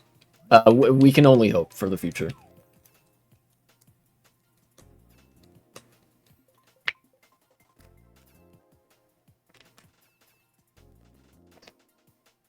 But yeah. But otherwise, you know, we're having a lot of fun in the game. And,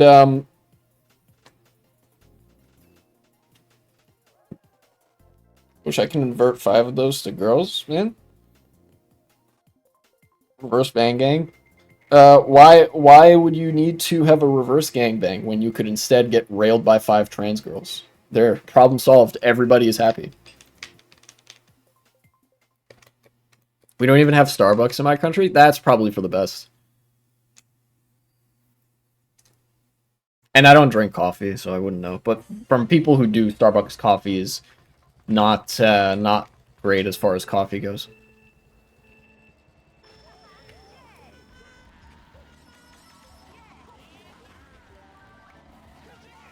In fact, the reason I don't drink coffee is actually because I can't drink coffee. I'm allergic to caffeine, I think. Or whatever kind of caffeine is in caffeinated drinks. There's like, I think there's a couple different kinds of caffeine or different chemicals in it. I'm allergic to something that is common to most energy drinks, colas, and like coffees. So I can't drink them. And as a consequence, I don't. And I've never really needed to, I guess. I don't know. Can you drink green tea? I don't know, but I generally stay away from tea as well, just to not risk it. Because what happens when I drink caffeinated drink is that my throat like swells shut almost, and I get symptoms that sort of mimic a like throat cold for about a week. It's really miserable.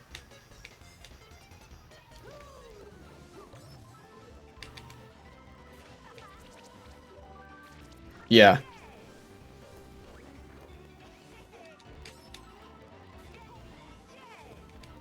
This actually... That actually works perfectly, that guy being in first, because now I'm not going to get hit by a blue shell.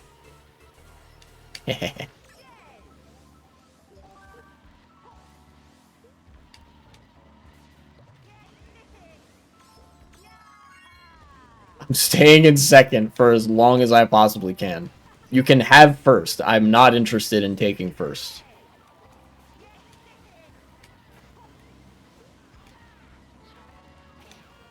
The war crime that is American tea? Yeah, it's pretty bad.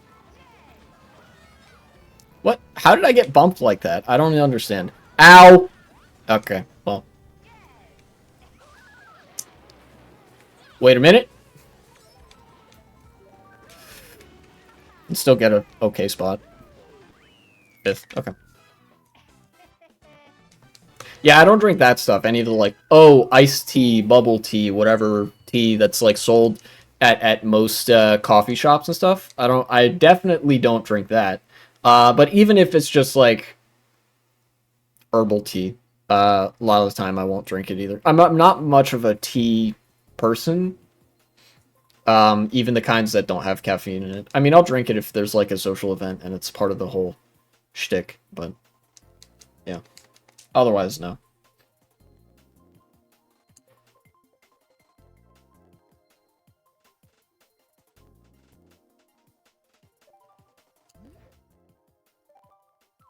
Wait, no. Random. Americans microwave their tea? Yeah. We do. It's faster than boiling it every time. And also, it saves the trouble of doing the dishes afterwards, because mugs are able to be put in the dishwasher. Tea is just flavored water? Yeah, which is why we microwave it. You can microwave water, it makes it hot.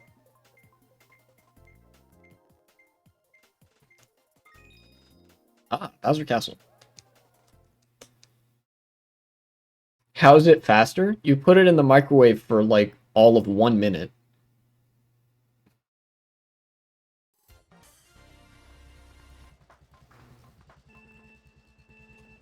Just press one button? Yeah. That's what you do. You put it in the microwave, you press the one button, and then it's in there for 1 minute, and then boom, your water is nice and hot and ready to drink.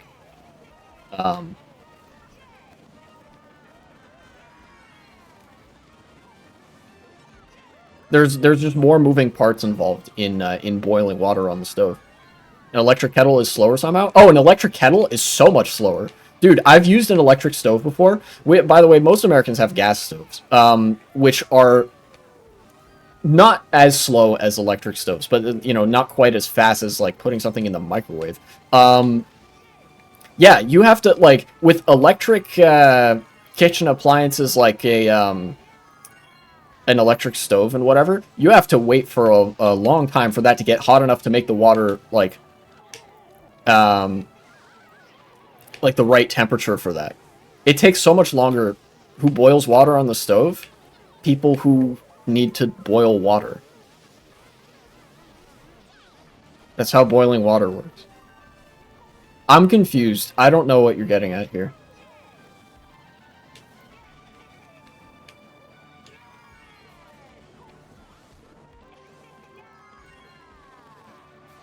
Do you mean, like, why would you boil water just, like, in general for this? Or like, who uses the stove for that? Like, there's something else you would use to boil water.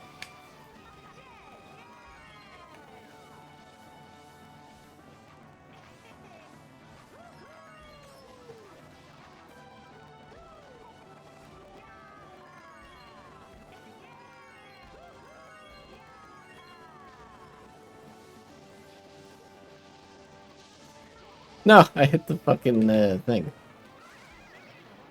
It's a good thing the shock happened there, so I didn't hit a banana. Thing called a kettle where you press a button. Yeah, and you have to put the kettle on the stove.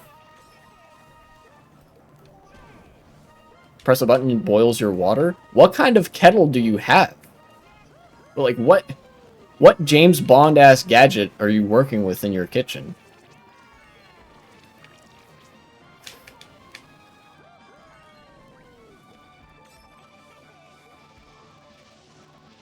A kettle is a type of it's like a ceramic thing. It's not like an appliance unto itself. It, like a pot or a pan, it's just a shape out of metal. You put it on the stove, and then you turn on the stove, and that heats whatever's in the kettle. Which, you know, if you're boiling water, you could either do it in a kettle, or you could do it in a in like a pot if you're making soup or something. I don't know. Or if you're making, like, something that needs water to soften it up. Electric kettles exist? Well, most people don't have those in the States, I don't think. Also, how long... Okay, how long does it take an electric kettle to boil water? Between 2 to 4 minutes! Yeah, microwave is faster.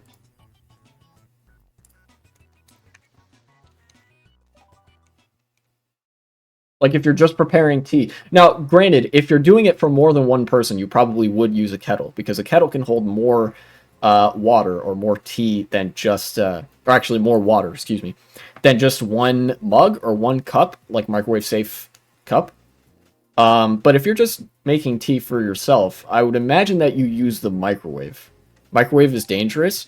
Yeah, that's why you don't get in the microwave. Everything that you use to cook is dangerous. Very good YouTube video.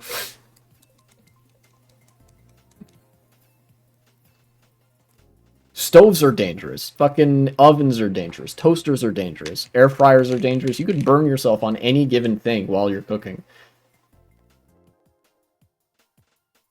Very good YouTube video. Must segment. True. Yeah, I imagine this becomes a YouTube segment. We just talked back and forth about, like, making tea and a literal segment about tea, as opposed to, like, drama shit or whatever that people call tea. This is literally just about making tea. Do you put your tea in the microwave, or do you boil it in the kettle?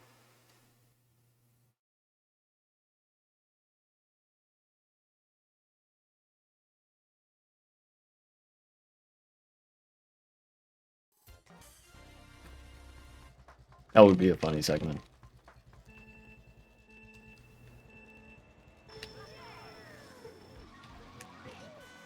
You can make a superheated water with a microwave?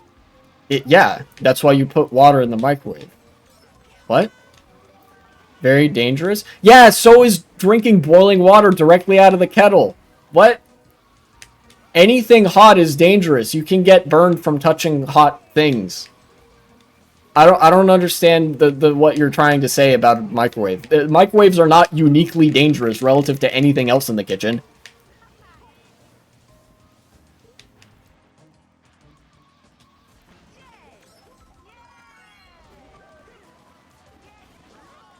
In fact, as far as appliances go, it's probably the safest and easiest thing that you can use. Like, you have to go out of your way to hurt yourself using a microwave. Microwave water or other liquids do not always bubble when they reach the boiling point. They can actually get superheated and not bubble at all. The superheated liquid will bubble up out of the cup when it is moved or when something like a spoon or tea bag is put into it, which can cause injury. Yeah, that's how microwave heating works as opposed to like stove heating. That's still the same temperature water, and if you boil water in the microwave, you would still plausibly understand that it's boiling and you don't drink it right away. So you don't get superheated water? Electric kettles, you mean? Remember, not everybody has an electric kettle. In fact, I didn't know what an electric kettle was, and I didn't know anybody that had one until you mentioned it. Just drinking hot cocoa? I always microwave my hot cocoa. And I also always use milk to make it, as opposed to water. People, like, I don't understand how people can do water-based hot chocolate. Got him. No, never mind. I didn't actually get him.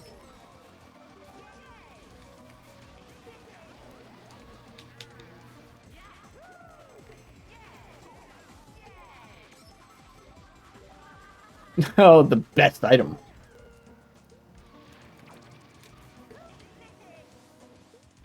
Never had hot cocoa before? Really? Huh.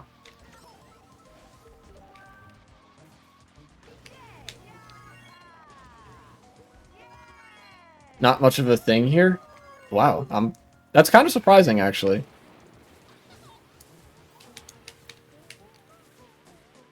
Come to me now. Yeah. Alright, that's it. We're buying a plane ticket to ship you over to the Netherlands. You're gonna have the hot chocolate whether you want to or not.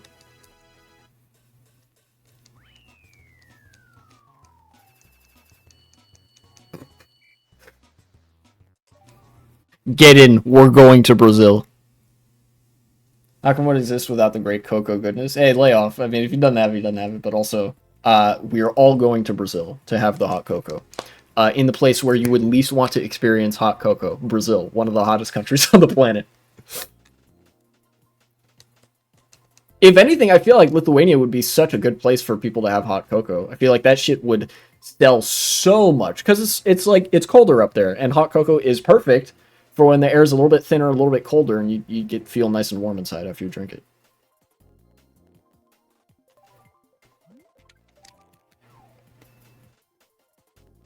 I mean, it's just fundamentally what hot chocolate is just heated up chocolate milk or whatever. Don't they make it with cheese in the Caribbean? They do all sorts of wacky stuff in the Caribbean. That wouldn't surprise me. But I've never had hot cocoa mixed with cheese.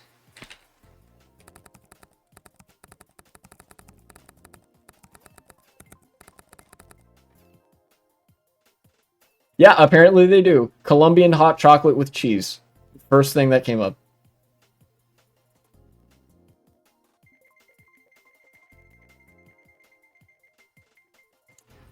That's crazy. I mean that more just in the, like, damn, that's crazy kind of thing. Not the, like... I know a good video to end us, about this. No, I can't do any more video reacts. I don't have that kind of energy today.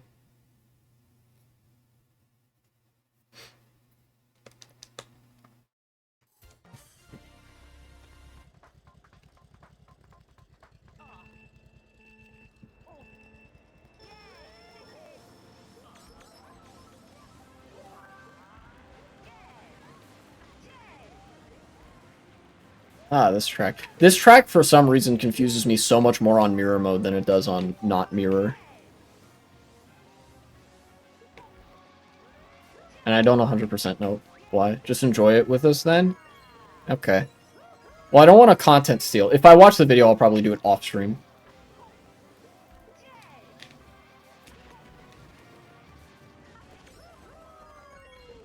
Also, microwaves destroy all your food. Yeah, I mean, there is some, like, there are some things about microwaving food that makes it so you don't necessarily want to do it all the time, right? Like, if only because it makes the food taste maybe less good, or it makes it feel a little bit more rubbery.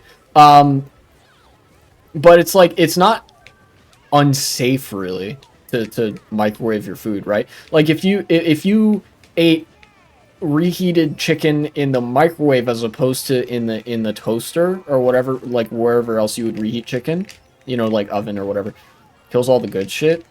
That I think is true. It kills some of the shit that's in there, but like so does a lot of methods of heating stuff up. Maybe just microwaving a little bit more.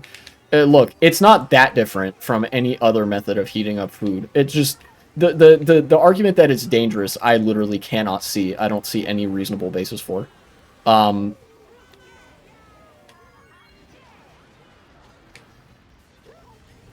Or rather that it's uniquely dangerous. Obviously, every method of heating up food has an inherent degree of danger to it because heat. But yeah. I could probably start using this here.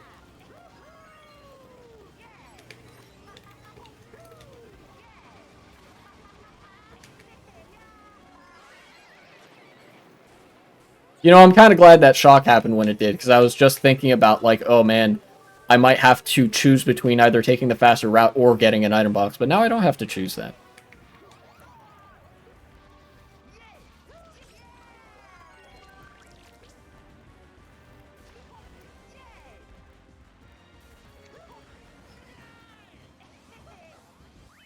Oh, I wheelie bumped him at the end there. Sucks to be that guy, I guess.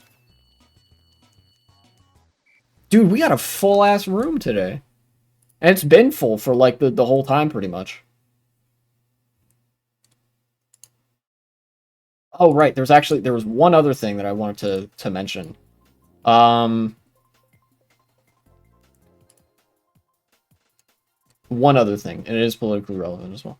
Only thing that makes me happy is dreaming of the fall of Poland. Inshallah. Actually, not now. Maybe not now. A couple years ago, yes. I need the... There needs to be a proper justification for Poland to collapse, right? The piss party needs to come back in power. You know, if things only start collapsing when we have not the piss party in power, that'd be kind of disappointing. But when the piss party wins the election again, or if they win the election again, then we can revel in the downfall of Poland or something.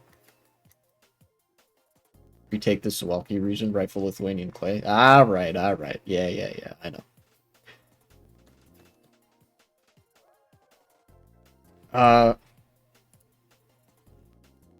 Yeah, I don't have a news article for this one because it's been like in various different news articles, and also like I don't think I need it to really explain what's going on here.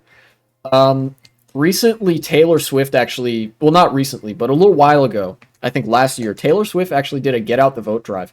Not for any party, mind you, but just, you know, she reached out to her fan base, because a lot of her fans are just about the age where you'd be going to register to vote, or a lot of them are young, and young people disproportionately don't vote.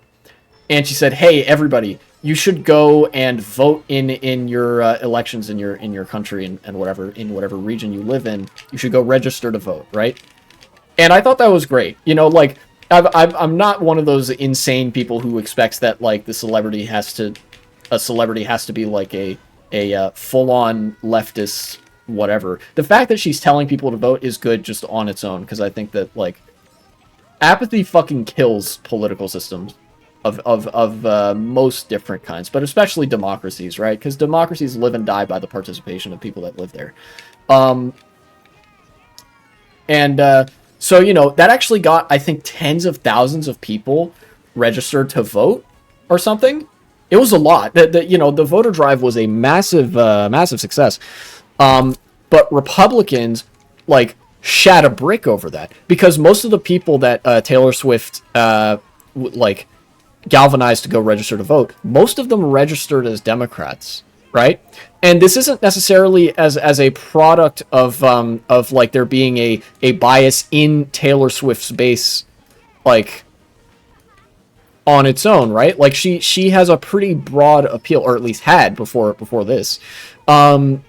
No, the reason that so many more people registered to vote for Democrats than Republicans is because her audience is mostly young people, and young people lean way more to the left than they do to the right on just about everything.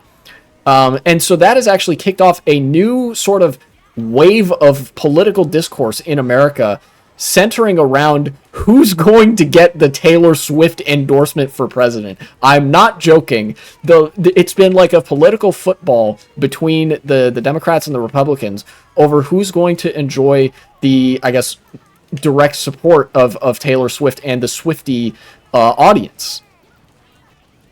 Because this is a political climate where, like, elections can be decided by not that many votes. And the right wing has been fucking insane about this, which I think helps the left a lot. Like, in this case, there's been, like, I don't know if you guys saw, but there was, like, a whole controversy about there being AI-generated porn of Taylor Swift created, like, you know, without her knowing, obviously without her consenting or anything. And there's been a lot of right-wing pundits trying to, like, maybe sort of reach out the olive branch to Taylor Swift, but also trying to placate their insane base. And Republicans broadly, with this issue in particular, are kind of tripping over themselves to try to do damage control now that like Taylor Swift has said, hey, people should go out there and vote. Because remember, one of the core Republican policy positions is that we don't want people to vote, because when people vote, Republicans lose. And of course, there's also the very not insignificant factor that Taylor Swift endorsed Joe Biden, I think, in the 2020 election. And so it's possible she may do so again in 2024. So, you know. But this is like... It's another one of those instances, I think, that validates the value of being casually left of center, right? Like, you know... sort of being normie core, as it were. You know, like when right-wingers find out about insert public figure here who maybe has a really broad appeal, that, like, they have some sort of vague left-leaning sentiments and are saying, yeah, everybody should go vote, or like, I'd probably support Joe Biden, I don't know, because, you know, it's like the uncontroversial pick, insofar as anything in light of Palestine can be uncontroversial with Joe Biden. Right-wingers go fucking insane. Like, if ever a celebrity or somebody who's a normie expresses like pretty normal left-wing opinions, right-wingers go absolutely off-the-wall bonkers. You know, this is evident in the example that I explained with me playing Battlefield, and then it's evident here where right-wingers all of a sudden decided, that's it, I'm drawing rape fan fiction of you, or some shit like that. Which I'm almost positive, like, despite there not being that much precedent for the consideration of AI-generated content in specific, I'm pretty sure that counts as revenge porn, which is a crime in the United States.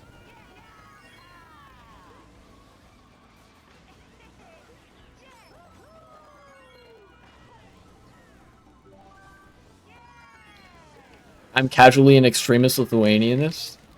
True.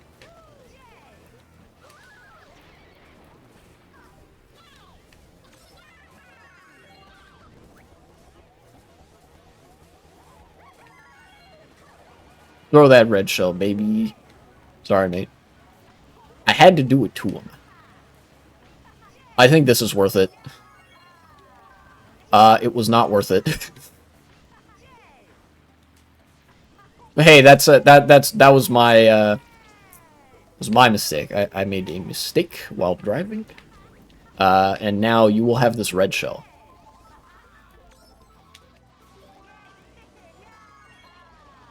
I'm surprised nobody got hit by that red shell.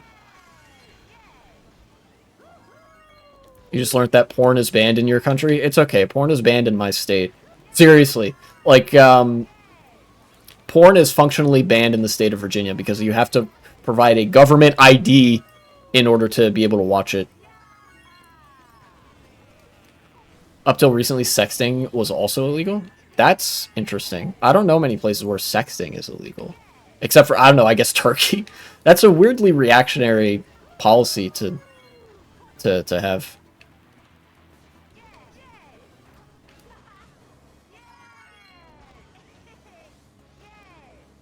Illegal. Your spelling was closer the first time.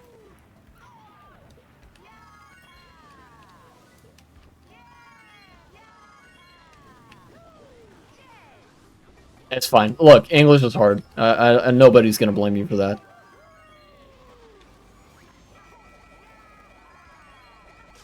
Illegal? ILLEGAL.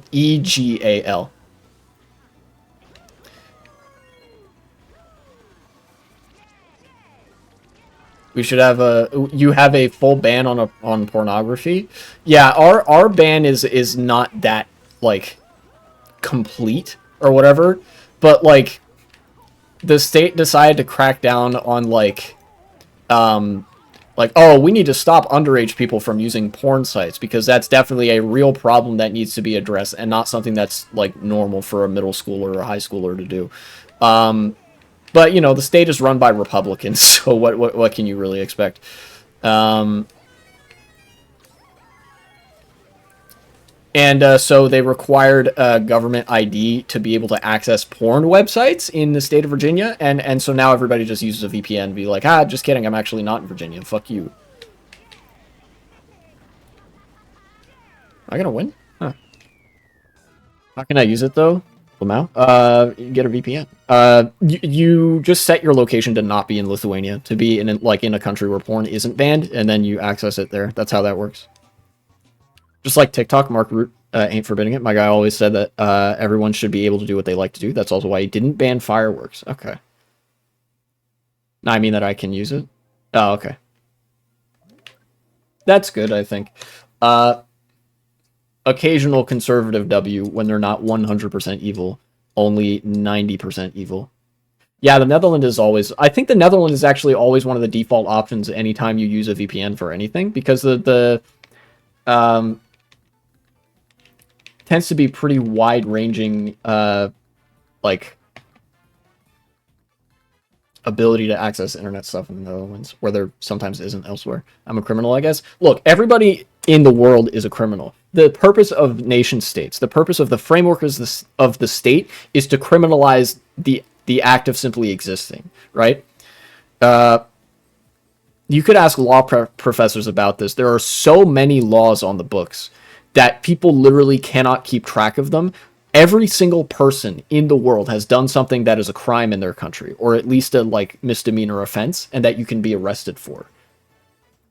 That is the prerogative of the state. Everyone should do what they want to do. That's why there's not much stuff banned. Yeah, and I think that makes sense. Like, people should be able to do what they want to do unless it like actively harms other people. In which case, you know, that probably deserves looking at. But anyways, I'm done with stream. And this was a good stream. Very good stream, I think. And I'll be back at some point. I'm trying to not keep as hard of a schedule so that I don't feel as much pressure to stream, because that makes it a little bit harder. Some guy got a €2,500 fine for sending nudes to his GF. That's fucking stupid. I hate that. I hate that a lot. Hey, let's do consensual sexy talk over the phone. Just kidding, the state decided no, so actually you have to pay $2,500 money. Goddamn.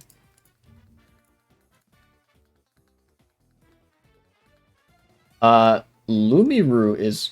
Oh shit, Lumiru is live with the most pog topic I've ever seen.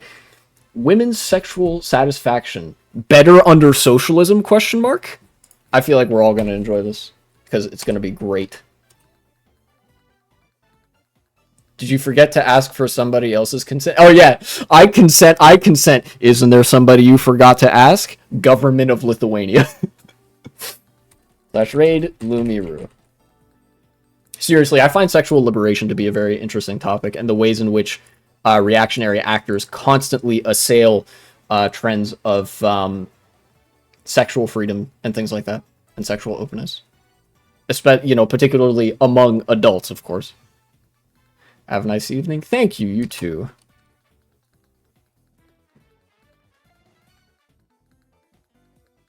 Seriously, it is a huge red flag when a significant part of somebody's politics is dictated by them being sex negative.